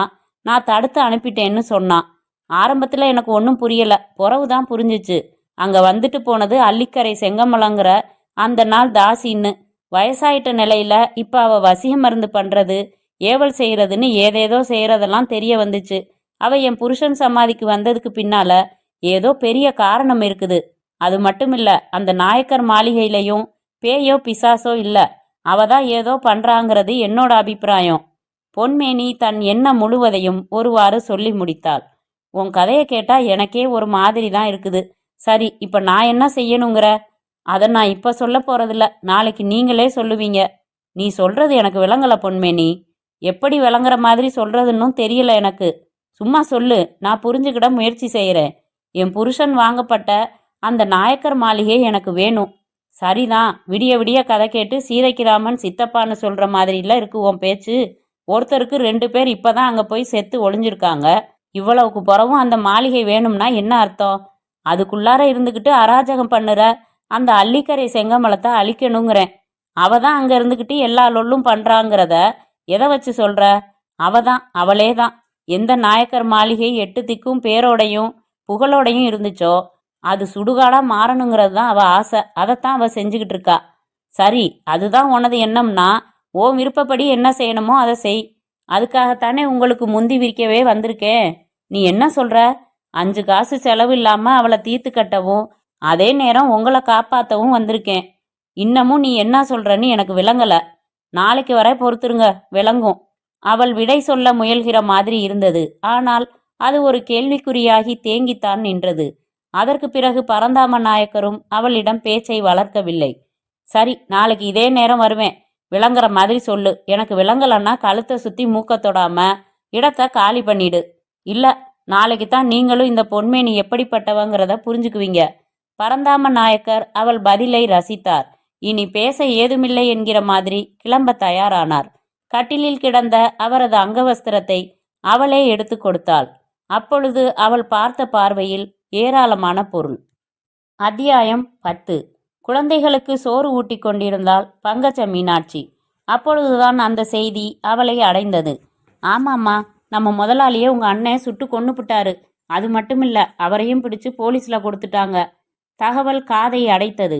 மறுநொடி அவளது இதயம் அருந்து பொத்தென்று அவளது வயிற்றுக்குள் விழுந்தது. நொறுங்கி போய் ஒரு ஓரமாய் அமர்ந்தாள். குழந்தைகள் சுற்றி நின்று கொண்டன.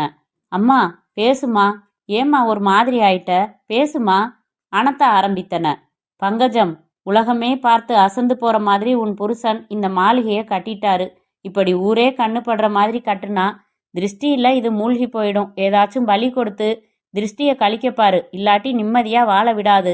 யாரோ மாளிகை கிரக பிரவேசத்தின் போது சொன்னது அவள் காதில் எதிரொலித்தது. அந்த கருத்து மெய்யாகிவிட்டது. இனி வாழ்வதில் அர்த்தமே இல்லை. ஆதரவு காட்டுவதற்காக இருந்த அண்ணன் கூட அநியாயமாக கொலைகாரனாகிவிட்டான். தாலி கட்டியவனும் எவ்வளவு தாழ்ந்து போக வேண்டுமோ அவ்வளவு தாழ்ந்து உயிரையும் விட்டுவிட்டான். இவ்வளவுக்கும் பிறகு வாழ்வதில் ஏதாவது அர்த்தம் இருக்கிறதா? அவள் மலமளவென்று அடுத்த கட்ட நடவடிக்கையில் இறங்கத் தொடங்கினாள். போலீஸ் இன்ஸ்பெக்டர் விசாரணைக்காக மாளிகைக்கு வந்தபோது ஒரு ஏவலால் கூட இல்லை. மயானத்துக்கு வந்தது போல அது வெறிச்சோடி கிடந்தது. சிங்கராயன் மட்டும் வாசலில் சோகமாக நின்று கொண்டிருந்தான். உள்ள யார் இருக்கா? அம்மா இருக்காங்க சார். இன்னும் யாரெல்லாம் இருக்காங்க? முன்ன வேலைக்காரங்களே 50 பேர் இருப்பாங்க, இப்போ ஒருத்தர் கூட இல்லை. முதலாளியோட நடவடிக்கை பிடிக்காம வேலையை விட்டு நின்றுட்டாங்க. ஏன் நீ நிக்கலையா? இல்லைங்க, நான் முதலாளி குடும்பத்து உப்பை தின்னு வளர்ந்தவங்க, விட்டுட்டு போக மனசு வரலிங்க. அவன் பதிலை அசை போட்டவராக விறுவிறுவென்று உள்ளே நுழைய ஆரம்பித்தார். முகப்பு நுழைவாயிலை கடந்து காரிடாரில் நடந்து பிரதான கதவையும் தாண்டி ஹாலுக்குள் நுழைவதற்கான கதவருகே சென்று நின்றபோது அது தாளிடப்பட்டிருந்தது. கைவசம் இருந்த லத்தி கம்பால் அதை முதலில் மென்மையாக தட்டினார், பிறகு பலமாக. அதன் பிறகு சாவித்துவாரம் வழியாக உள்ளே பார்க்கவும் கண்ணில் முள் ஏறியது போல ஒரு அதிர்ச்சி. அதன் பின் கதவை உடைத்து கொண்டு உள்ளே செல்லவும் அவர் வாழ்நாளில் பார்த்திராத காட்சி அங்கே அரங்கேறியிருந்தது. வரிசையாக 6 பிணங்கள். பங்கஜ மீனாட்சியில் தொடங்கி அவளது 6 வயது மகள் வரை ஒரே சீரான வரிசையில் தொங்கிக் கொண்டு இருந்தனர். 6வது பெண்ணான 3 வயது சந்தானலட்சுமி மட்டும் தூக்கில் தொங்காமல் அதற்கு கட்டப்பட்டிருந்த கயிறு எப்படியோ அவிழ்ந்ததில் கீழே விழுந்து மயங்கி கிடந்தது. அந்த குழந்தைக்கு மூச்சு இருக்கிறதா என்றுதான் முதலில் பார்த்தார். நல்ல வேளை, அதன் மூக்கு துவாரங்கள் இடையே சூடான காற்று போய் வந்தது. அப்படியே தூக்கி தோள் மேல் போட்டுக்கொண்டவர் விறுவிறுவென்று வெளியே வந்தார்.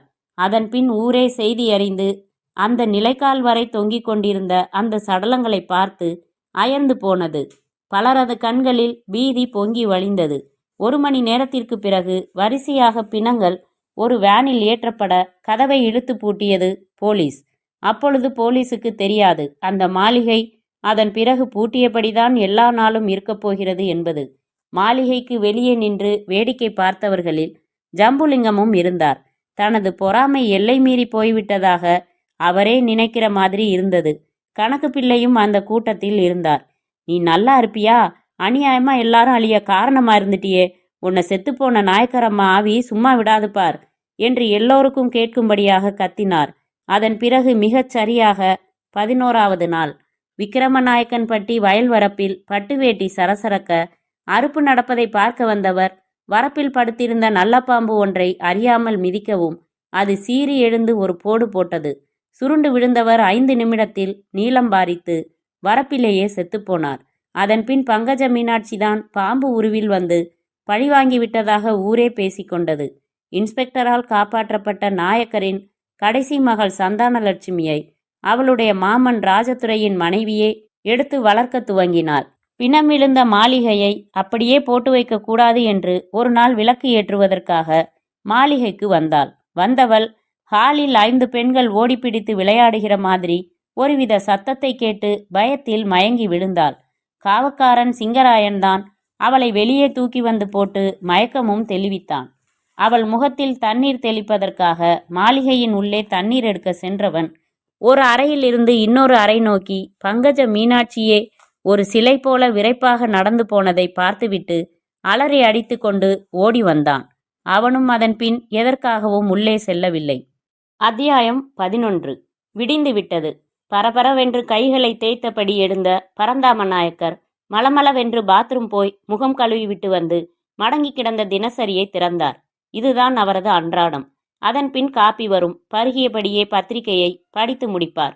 அதன் பின் முகச்சவரம், பிறகு குளியல், பின்னர் வியாபார தொடர்பான நடவடிக்கைகள் என்று அவருக்கு சரியாக இருக்கும். அன்றும் அந்த வழக்கத்தில் பத்திரிகையை திறந்தவருக்கு பகீர் என்றது. திருமங்கலம் விருமாண்டி விடுதலை என்கிற ஒரு செய்தி அவரது வயிற்றில் புலியை கரைத்தது. அட பாவி, எப்படி இவன் விடுதலையானான்? வெளியே வரவே முடியாது, தூக்கு தண்டனைதான்னு சொன்னாரே வக்கீல் என்ற முணுமுணுப்போடு மொத்த செய்தியையும் படித்து முடித்தவர் நெடுநேரம் வரை எதையும் பேசவில்லை. சீக்கு வந்த கோழி போல ஆகிவிட்டார். அவரது வெள்ளமண்டி மேனேஜர் வந்தபோதும் செக்காலை சூப்பர்வைசர் ஒருவர் வந்தபோதும் அவர்கள் தொழில் தொடர்பாக பேசியது எதுவுமே காதில் விழவில்லை. நினைவெல்லாம் விருமாண்டிதான் நிரம்பியிருந்தான். சாப்பிட உட்கார்ந்த போது கூட சுரத்து இல்லை. அவர் வசிக்கும் வீட்டை பராமரித்து வரும் அவரது விதவை சகோதரியும் ஏதோ வியாபார தொடர்பான குழப்பமாகத்தான் இருக்கும் என்று நினைத்தார். பேருக்கு அள்ளி போட்டுவிட்டு ஹாலுக்கு வந்தவருக்கு அடுத்த அதிர்ச்சி காத்திருந்தது. ஹாலில் விருமாண்டியே உட்கார்ந்திருந்தான். விருமாண்டி, நீயா? நானேதான். ஏன் அப்படியே போயிடுவேன்னு நினைச்சிங்களோ? இல்ல, அப்படியெல்லாம் இல்ல. வக்கீல பார்க்கும்போதெல்லாம் அவர் கூட சொல்வாரே, வழக்கு வலுவா இல்ல, நீ எப்படியும் வந்துடுவன்னு. அப்படியா? அவன் கேட்ட விதமே ஒருவித நக்கலோடுதான் இருந்தது. சத்தியமா விருமாண்டி? ஏன்யா ஒரு சத்தியத்தை எனக்காக வீண் பண்ற? நீ சாகணும்னு ஆசைப்பட்டேன்னு தைரியமா சொல்லேன், அதானே உண்மை. அவன் பேச்சுக்கு பதில் பேச முடியாதபடி அவனை மலங்க மலங்க பார்த்தார். முழிக்கிறத பாரு. சரி சரி, போய் ஒரு 50,000 கொண்டு வா. 50,000மா? ₹1,00,000 கேட்கணும்னு தான் நினைச்சேன். சரி, ஒரே நேரத்துல வேணா அடுத்த மாசம் கேட்டுக்குவோன்னு விட்டுட்டேன். விருமாண்டி, இது அநியாயம். இதை ஒரு யோகியன் சொல்லணும். நான் அப்படி என்ன செய்யக்கூடாத தப்ப செய்துட்டேன்னு இப்படி என்னை பாடா படுத்துற? அது சரி, தினசரி ஒருத்தி கூட படுக்கிறது உனக்கு வேணா சரியா படலாம். ஆனா அது எம்பிட்டு பெரிய கேப் மாதிரித்தனம் தெரியுமா? எவன் இன்னைக்கு செய்யல? என்கிட்ட பெருசா நியாயம் பேச வந்துட்டியே. சரி, அப்ப நான் பத்திரிகைகளுக்கு அனுப்ப வேண்டியதை அனுப்பிடுறேன். உன் போட்டோ அமர்க்கலமா வரும். அப்ப அவங்க கிட்ட உன் நியாயத்தை சொல்லு. விருமாண்டி. என்ன விருமாண்டி? போய் பணத்தை எடுத்துக்கிட்டு வாயா. இப்படி அப்பப்ப வந்து சில்லறை சில்லறையா கேட்காம ஒரேடியா ஒரு தொகையை சொல்லிடு, தந்துடுறேன். அதுக்கு வேற ஆளை பாரு. நீ என்னோட பொன்முட்டை போடுற வாத்து. நான் கேட்கும் போதெல்லாம் முட்டை போட்டுக்கிட்டே இருக்கணும் நாயக்கரே. வளவளன்னு பேசாம போய் பணத்தை எடுத்துக்கிட்டு வா. அவன் அலட்சியமாக சொல்லிவிட்டு எதிரில் மோடாமேல் கிடந்த பத்திரிகையை எடுத்து படிக்க ஆரம்பித்தான். நாயக்கருக்கும் வேறு வழி தெரியவில்லை. உள்ளே சென்று 50,000 எடுத்து வந்து அவன் மேல் விட்டெறிந்தார். மகாலட்சுமிய இப்படியா தூக்கி எறிவ? என் மேல கோபம்னா என்கிட்ட நேரா காட்டு. ரூவா என்ன பண்ணுச்சு என்று அந்த நோட்டுக்கட்டை எடுத்து முத்தமிட்டபடியே அங்கிருந்து அகல ஆரம்பித்தான் அவனும். நங்கு நங்கு என்று தலையில் குட்டி கொண்டார் நாயக்கர். அவ்வளவு இயலாமை. அதன் பின் காலை பொழுது என்று கூட பார்க்காமல் வீட்டில் ரகசியமாக அவர் நிர்வகித்து வரும் மினி பாருக்குள் நுழைந்து ஒரு பேக்கு அடித்து முடித்தார். அந்த அமிலம் அடுத்து அவரை என்ன செய்ய வேண்டுமோ அதை செய்தது. அவரது தென்னந்தோப்பும் பம்பு செட் அறையும் ஞாபகத்திற்கு வந்தன. பொன்மேனியும் ஞாபகத்தில் மின்னி கண்ணடித்தாள். அடுத்த 5வது நிமிடம் அவரது கார் புறப்பட்டு விட்டது. தோப்பில் உள்ள பம்பு செட் அறைக்குள் பிரவேசித்த போது பொன்மேனி தயாராக காத்திருந்தாள். பம்பு செட் மோட்டாரிலேயே குளித்ததில் கூந்தல் ஒன்றோடொன்று ஒட்டாமல் ஷாம்பு விளம்பரக்காரி போல அவளை காட்டியது. முதல் நாள் அவள் பேசிய எதுவும் துளி கூட ஞாபகத்திற்கு வரவில்லை. விருமாண்டி அந்த அளவுக்கு அவரை ஆக்கிரமித்து இருந்தான். அவருக்கு சரியாக போதையின் ஈர்ப்பு. பொன்மேனி, பரவாயில்லையே, தயாரா இருக்கிறியே.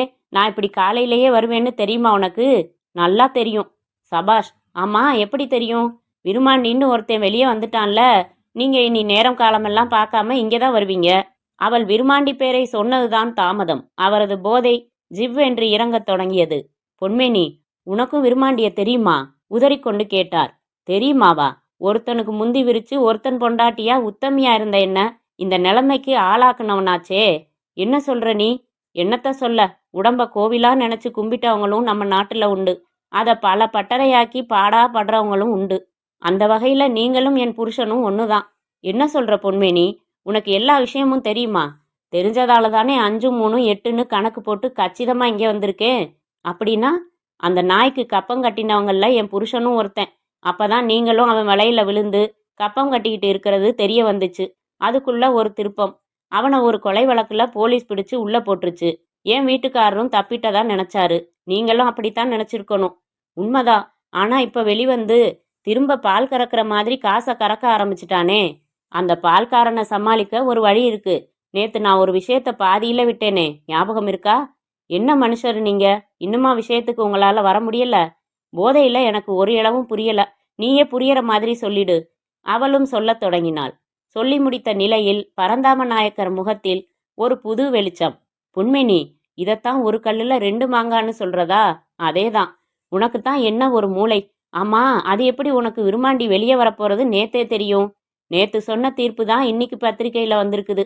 எங்க வழக்கு விஷயமா கோர்ட்டுக்கு போயிட்டு இங்க இந்த விஷயத்த நேர்லயே பார்த்து தெரிஞ்சுக்கிட்ட பிறகுதான் உங்களை பார்க்கறதுன்னு முடிவெடுத்தேன். தோப்புக்கும் வந்தேன். உங்க தோப்பு காவல்காரன் என்ன அந்த மாதிரி பொம்பளைன்னு நினைச்சு உள்ள போய் இருன்னா. எனக்கும் அது சௌகரியமா போச்சு. இப்ப புரியுதா? பொன்மேனியின் பேச்சை கேட்டு பரந்தாம நாயக்கர் வாயை பிளந்து விட்டார். அப்ப நீ எனக்கு முந்தி விரிக்கிறேன்னு சொன்னது? உங்களை வளைச்சு பிடிக்க சும்மா அப்படி சொன்னேன். ஒருக்கா அதை மீறி நான் உன்னை தொட்டிருந்தா என் காரியம் முடியற வர இந்த உடம்ப நீங்க திங்க கொடுத்துட்டு அப்புறமா என் புருஷன் போன வழியில போயிடுறது தான் நான் எடுத்திருந்த முடிவு. இறுதியாக அவள் சொன்னது அவர் கண்களில் கண்ணீரை வரவழைத்து விட்டது. இல்ல பொன்மேனி, நான் அவ்வளவு மோசமானவன் இல்ல. பொஞ்சாதி இருந்தா கண்டிப்பா அப்படி இருக்க மாட்டேன். அவளோ போய் பல வருஷம் ஆச்சு. காசு பணத்துக்கும் பஞ்சம் இல்ல. சேருவோர் சேர்க்கையும் சரியில்லை. அதான் இப்படி ஆயிட்டேன். ஆனா விருமாண்டி நல்லா பாடம் கத்து கொடுத்துட்டான். அப்படி தெரியலையே. வேற எப்படி தெரியுது? அவங்கிட்ட பாடம் கத்திருந்தா இந்த பம்பு செட்டு அறைக்குள்ள நான் வர முடியுமா? அது அது மென்னு துப்பாம தப்ப தப்புன்னு ஒத்துக்கங்க. ஆமா, தப்பு தான்.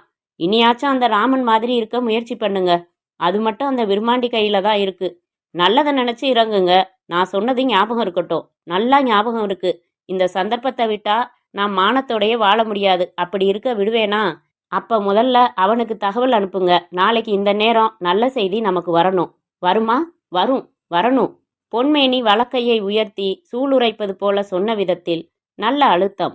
பொத்தென்று தன்முன் விழுந்த பரந்தாம நாயக்கரின் தோப்பு பத்திரத்தை பார்த்து ஒரு வினாடி இன்ப அதிர்ச்சிக்கு உள்ளானான் விருமாண்டி. இதோட மதிப்பு இன்னைக்கெல்லாம் 30-40 லட்சம். சந்தேகமா இருந்தா 4 பேர்கிட்ட கேட்டுக்க. பத்திரத்தையும் எடுத்து நல்லா பாத்துக்க. நாயக்கரே, எதுக்கு பீடிகை? விஷயத்துக்கு வாங்க. நான் என்ன பண்ணணும்? விக்ரம நாயக்கபுரம் நாயக்கரன் மாளிகை பத்தி கேள்விப்பட்டிருக்கியா? பேய் பங்களாம்பாங்களே, அதா? அதேதான். ஆனா அங்கே பேயெல்லாம் இல்ல. அள்ளிக்கரை செங்கமலம்னு ஒரு சூனியக்கார பொம்பளை தான் இருக்கா. அள்ளிக்கரை செங்கமலம் கேள்விப்பட்ட பேர் மாதிரி தெரியுதே. 30 வருஷத்துக்கு முந்தி அவ ஆள் மயக்கி, இப்ப சூனியக்காரி. வயசான உடனே தொழில மாத்திக்கிட்டாளாக்கும். இருக்கலாம். அவ தொழில மட்டும் மாத்திக்கல, அந்த மாளிகையில இருந்துகிட்டு ஊரையே ஏமாத்திக்கிட்டும் இருக்கா. அவளை நான் போட்டு தள்ளணுமாக்கும். சரியா சொல்லிட்ட. உங்களுக்கும் அவளுக்கும் அப்படி என்ன பகை? என் குடும்பத்துக்கு சூனியம் வைக்க போறாளாம். அப்படி போடு அருவாள. அதான் தோப்பே போனாலும் பரவாயில்ல, அவ போகணும்னு முடிவு எடுத்துட்டீரா? ஆமா, அவளை போட்டு தள்ள உன்னால முடியுமா? ஒரு பெரிய சொத்தே வரும்போது அவ என்ன, இன்னும் 10 பேரை கூட போட்டு தள்ளுவேன். உன் வீராப்பெல்லாம் அவகிட்ட வேகாது. அவ மிரட்டுற மிரட்டு கொஞ்சம் நஞ்சம் இல்ல. விக்ரம நாயக்கர் பரம்பரையையே கருவறுத்தவ அவ. அந்த மாளிகையை யாரும் வாங்க விடாம பண்ணிட்டு அதே நேரம் அதை அனுபவிச்சுக்கிட்டும் இருக்கான்னு கேள்வி. யானைக்கு அங்குசம், மீனுக்கு வலை, குதிரைக்கு கடிவாளம். அந்த மாதிரி அவளுக்கு நான் நாயக்கரே. அப்ப அதையும் பார்க்கறேன். இப்பவே புறப்படு. நான் புறப்படுறது இருக்கட்டும். காரியம் கச்சிதமா முடிஞ்ச பிறகு எனக்கு அல்வா கொடுத்துட மாட்டீங்களே? அதான் என் போட்டோங்க உங்ககிட்ட இருக்குதே. என்னால நினைச்சாலும் முடியுமா? அப்படி போடு. பயம் இருந்தா சரி. ஒரே பயம், அது நீயா மட்டும்தான் இருக்கணும். அவ பயம் கூடாது. 24 மணி நேரம் தான். என்ன நடக்குதுன்னு பாருங்க. சரி, எப்படி காரியத்தை முடிப்ப? கேட்கறத பார்த்தா வழியையும் சொல்லுவீங்க போல இருக்குதே. ஆமா, உன் முரட்டுத்தனம் எல்லாம் அவகிட்ட வேகாது. நான் ஒரு வழி சொல்றேன். இதோ.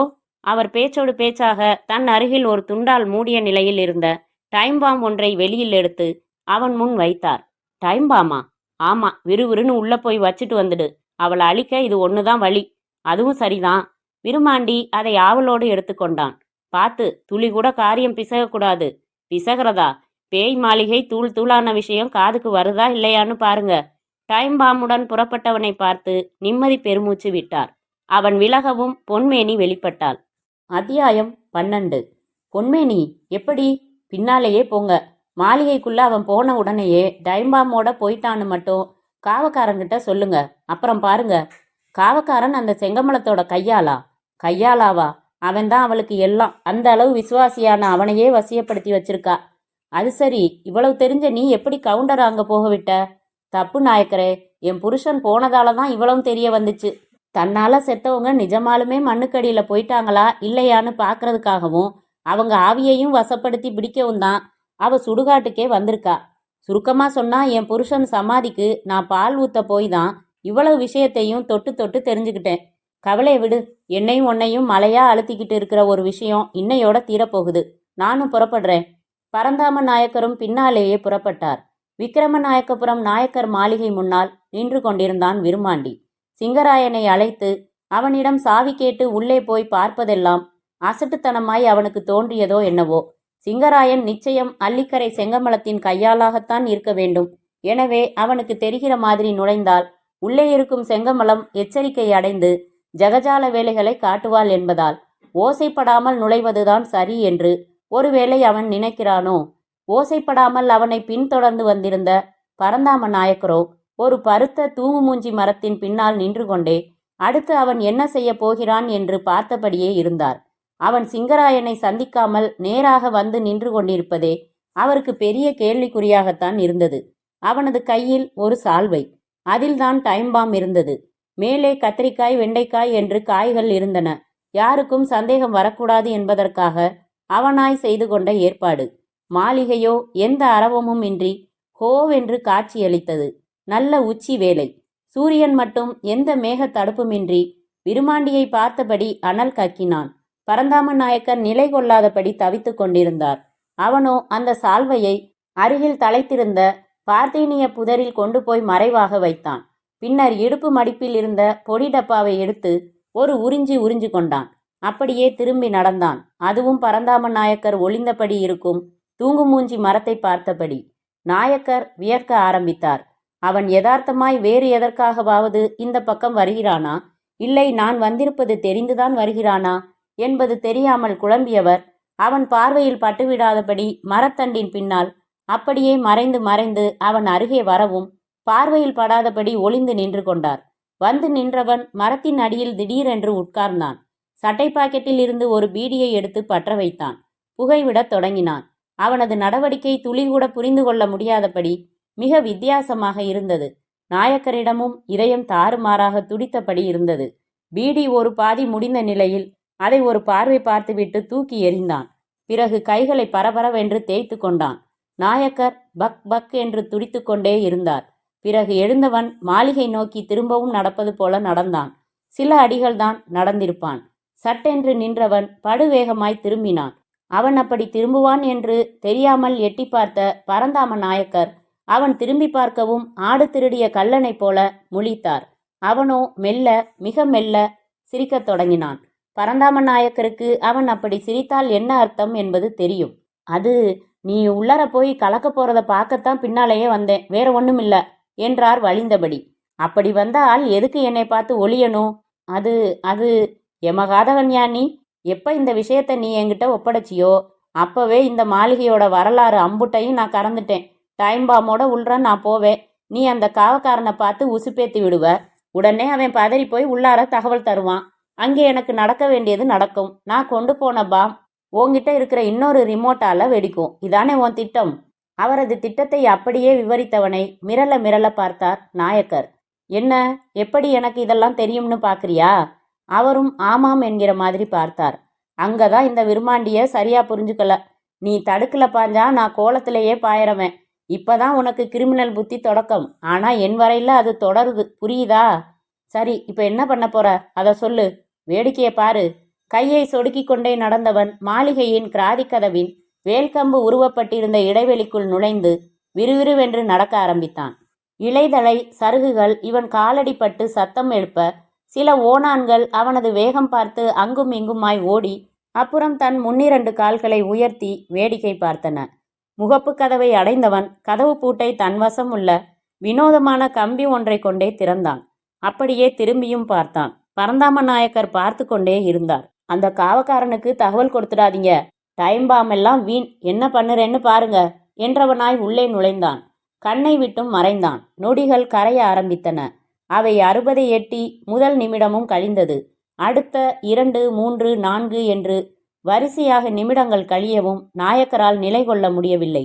அதே நேரம் உள்ளே இருந்து ஒரு பெண் வெளியே வந்தாள். படு இயல்பாக வந்தவள் நாயக்கரையும் நெருங்கினாள். உங்களை அண்ணன் உள்ள கூப்பிட்டுச்சு. அண்ணனா? அதான் விருமாண்டி அண்ணன். அவன் அவன் உள்ளாரதான் இருக்கு. அதுக்கு ஒன்றும் ஆகலை. எதுவும் ஆகவும் ஆகாது. ஏன்னா இந்த மாளிகையில் பல வருஷமா இருக்கிறதே அதுதானே. அந்த பதில் பரந்தாம நாயக்கரின் இதயத்தையே கட்டை விரல் பத்தால் ஒரு கிள்ளுகிற மாதிரி தான் ஆக்கியது. நீ நீ சொல்றதெல்லாம் நெசமா? உள்ளார வாங்க, தெரியும். நான் உள்ளாரையா? அவனை வெளியே வர சொல்லேன். 5 நிமிஷம்தான். நீங்க உள்ளார வராட்டி இந்த டைம் பாம் வெடிச்சு நீங்க சிதறிடுவீங்கன்னு அண்ணன் சொல்ல சொன்னாரு. அந்த பதிலின் கொடூரம் அவரை உள்ளே தள்ளியது. பயமும் நடுக்கமுமாய் நடந்தார். உள்ளேயும் நுழைந்தார். பளிச்சென்ற மைதானம் போன்ற ஹாலுக்குள் போனபோது பெரிய ஆச்சரியம் காத்திருந்தது. உள்ளே தடிதடியாய் ஆட்கள். ஊஞ்சல் ஒன்றில் அள்ளிக்கரை செங்கமலம் அழகாய் சுருட்டு பிடித்தபடி முழு பெண் சுதந்திரம் பெற்றுவிட்ட ஒருத்தியாக அவளது காலடியில் அமர்ந்த நிலையில் பீடி பற்ற வைத்து கொண்டிருந்தான் விருமாண்டி. பரந்தாம நாயக்கர் வரவும் திரும்பினான். பார்த்ததும் சிரித்தான். சிரிப்பா அது? அந்த ஹாலில் அவனது சிரிப்பின் சத்தம் மிக மோசமான எதிரொலியாக விளங்கியது. ஒரு வழியாக அவனுக்கு மூச்சிரைக்கவே சிரிப்பும் அடங்கியது. என்ன நாயக்கரே, ஒன்றும் புரியலல்ல? அவனே அந்த கேள்வியையும் கேட்டான். இது எங்க கோட்டையா. ஒட்டுமொத்த தமிழ்நாட்டில் தூக்கு தண்டனையில் இருந்தும் ஆயுள் தண்டனையில் இருந்தும் தப்பி ஓடி வந்த கைதிகளில் இருந்து அப்பப்போ அங்கங்கே குண்டு வைக்கிற தீவிரவாதிங்க வர அம்புடு பேரும் இங்கே தான் இருக்காங்க. உங்களை எல்லாம் காப்பாற்ற போலீஸ் சட்டம் ஒழுங்குன்னா எங்களை காப்பாற்ற பேய் பிசாசுங்க அதுங்க உருவாக்குற பயம்தான் பிரதான காரணமே. இங்கே நாங்கள் ஒத்துமையாக சந்தோஷமாக இருக்கோம். இன்னைக்கு நேற்றுக்கு இல்லை, 30 வருஷமா எல்லாம் செங்கமலத்தக்கா போட்ட பிச்சை. ஒளிய தெரியாதவன் தலையாரி வீட்டில் ஒளிஞ்ச மாதிரி நீ என்கிட்டயே வந்து என் கையிலேயே டைம் பாமையும் கொடுத்துருக்கியே, உனக்கு எவ்வளவு தில் இருந்திருக்கணும். அவன் கேட்ட விதமே ஒரு மாதிரி இருந்தது. நாயக்கர் அப்படியே நெஞ்சை கையில் பிடித்து கொண்டார். சும்மா சொல்லக்கூடாது. ஊரே இங்கே நடக்கிற சாவுங்களுக்கும் பயங்கரத்துக்கும் இந்த மாளிகையோட முதலாளியா இருந்து ஒளிஞ்சானே விக்ரம நாயக்கன், அவன் பொண்டாட்டி பங்கஜ மீனாட்சி தான் காரணம்னு நினச்சிக்கிட்டு இருக்கு. அவளோட பொண்ணுங்க 5 இங்கே தூக்கில் தொங்கிட்டு இங்கேயே அவள் சுற்றி சுற்றி வந்துக்கிட்டு இருக்கிறதா நினைக்குது. ஆனால் அது உண்மை இல்லைன்னு கண்டுபிடிச்சா பார் ஒருத்தி. அங்கே தான் அக்கா கொஞ்சம் ஸ்லிப் ஆயிட்டா இல்லக்கா? விருமாண்டி இப்போது செங்கமலம் பக்கம் பேச்சோடும் கேள்வியோடும் திரும்பினான். அவ புத்திசாலிடா. இங்கே என்னை பார்த்துட்டதும் புருஷன் அதை அவகிட்ட சொல்லிட்டு தான் செத்துருக்கணும். ஆனால் அவன் சொன்னான்னு சொல்லாம தான் கண்டுபிடிச்சதா சொல்லி இவனை அவ தயார்படுத்தி இருக்கா பாரு. அங்கதான் அவளோட புத்திசாலித்தனம் இருக்கு. சரி, வளவலன்னு பேசிக்கிட்டு இருக்காம இந்த ஆளுக்கும் எலக்ட்ரிக் ஷாக் கொடுத்து சக்கையாக்கி தூக்கி வெளியே எறி. நிஜமாலுமே இங்கே பேயும் பிசாசும் தாண்டவம் ஆடுறதா தான் இனியும் எல்லாரும் நினைக்கணும். ஆனால் அவன் நினைக்க மாட்டாளே. உயிரோட இருந்தால நினைக்கிறதுக்கு. அப்படின்னா தென்னந்தோப்புல அவ இந்த நொடி தூக்கில் தொங்கிக்கிட்டு இருப்பா. நம்ம ஆளுங்க தொங்க விட்டுருப்பாங்க. செங்கமலம் சொல்லிவிட்டு சுருட்டை வேகமாக ஒரு இழுத்தாள். அக்கா, நீ ஆனாலும் ஸ்பீடுக்கா. விருமாண்டியும் உற்சாகமாய் எகிரினான். பரந்தாம நாயக்கர் மயக்கத்தின் விளிம்பில் இருந்தார். அப்பொழுது ஒரு அதிசயம் போல அங்கே பொன்மேனி நுழைந்து கொண்டிருந்தாள். அவள் கையில் அந்த டைம் பாம். அவளை அங்கே பார்த்த விருமாண்டியும் செங்கமலமும் பீதியோடு ஒருவரை ஒருவர் பார்த்து கொள்ளும் போதே, நாயக்கரே, நீங்க வெளியே போங்க என்றாள் பொன்மேனி. ஏய் என்று சீறிக்கொண்டு கிளம்ப பார்த்த ஒருவன் எதிரே டைம் பாமின் பட்டனை அழுத்துவது போல ஒரு தோற்றம் கொடுக்கவும் அவன் அப்படியே ஜகா வாங்கினான். போங்க நாயக்கரே, ஓடுங்க. இன்னும் 1 நிமிஷம்தான். இந்த மாளிகையே சுக்கு நூறாக போகுது. வெளியேயும் போலீஸ் வருது. தைரியமா இருந்தா இவங்க வெளியே ஓடட்டும். அவள் சொன்னது அவர்களை விதிர்க்க வைத்து விட்டது. அக்கா, என்னக்கா இது? தூக்குல தொங்கிட்டு இருப்பான்னு டைம் பாமோட வந்து நிக்கிறாளேக்கா. அதாண்டா எனக்கும் புரியல. விருமாண்டியும் செங்கமலமும் ஒருவருக்கொருவர் அலமளந்து போகும்போது பரந்தாம நாயக்கர் உயிரை கையில் பிடித்து கொண்டு வெளியே ஓட ஆரம்பித்தார். வாசலுக்கு வந்து போர்டிகோ பாகத்தில் இறங்கி கிராதி கதவு நோக்கி அவர் ஓடிய போது பயங்கர வெடிச்சத்தம் கேட்டது. நின்று திரும்பி பார்த்தவர் எதிரே ஒரே புகை மண்டலம். ஒரு வினாடி ஐயோ பொன்மேனி என்று அவர் அடிமனதிலும் ஒரு ஓலம் எழுந்து அடங்கியது. எல்லாம் முடிந்து களைத்து போய் தென்னந்தோப்புக்குள் நுழைந்தவர் பம்பு செட் அறை நோக்கிதான் நடந்தார். நாயக்கர் மாளிகையில் டைம் பாம் வெடித்ததைத் தொடர்ந்து ஊரே திரண்டு வந்து பார்த்ததும் காரணம் புரியாமல் பேசிக்கொண்டதெல்லாம் ஒரு கனவு போலத்தான் இருந்தது. நல்ல வேளை, போலீஸ் வரும் முன் அவர்கள் விசாரணை வளையத்தில் சிக்காதபடி தப்பி வந்ததே ஒரு பெரிய சாதனையாகத்தான் இருந்தது. பொன்மேனி எப்படி அங்கு வந்தாள் என்பது மட்டும் விளங்கவே இல்லை. விருமாண்டி என்கிற ஒரு பிளாக்மெயிலரிடம் இருந்து தப்பித்துவிட்ட சந்தோஷம் ஒரு புறம் அவரை ஆக்கிரமித்தாலும், பொன்மேனியை இழந்துவிட்ட துயரம் இப்போதைக்கு எந்த கொண்டாட்டமும் வேண்டாம் என்பது போல அவரை அடக்கி இருந்தது.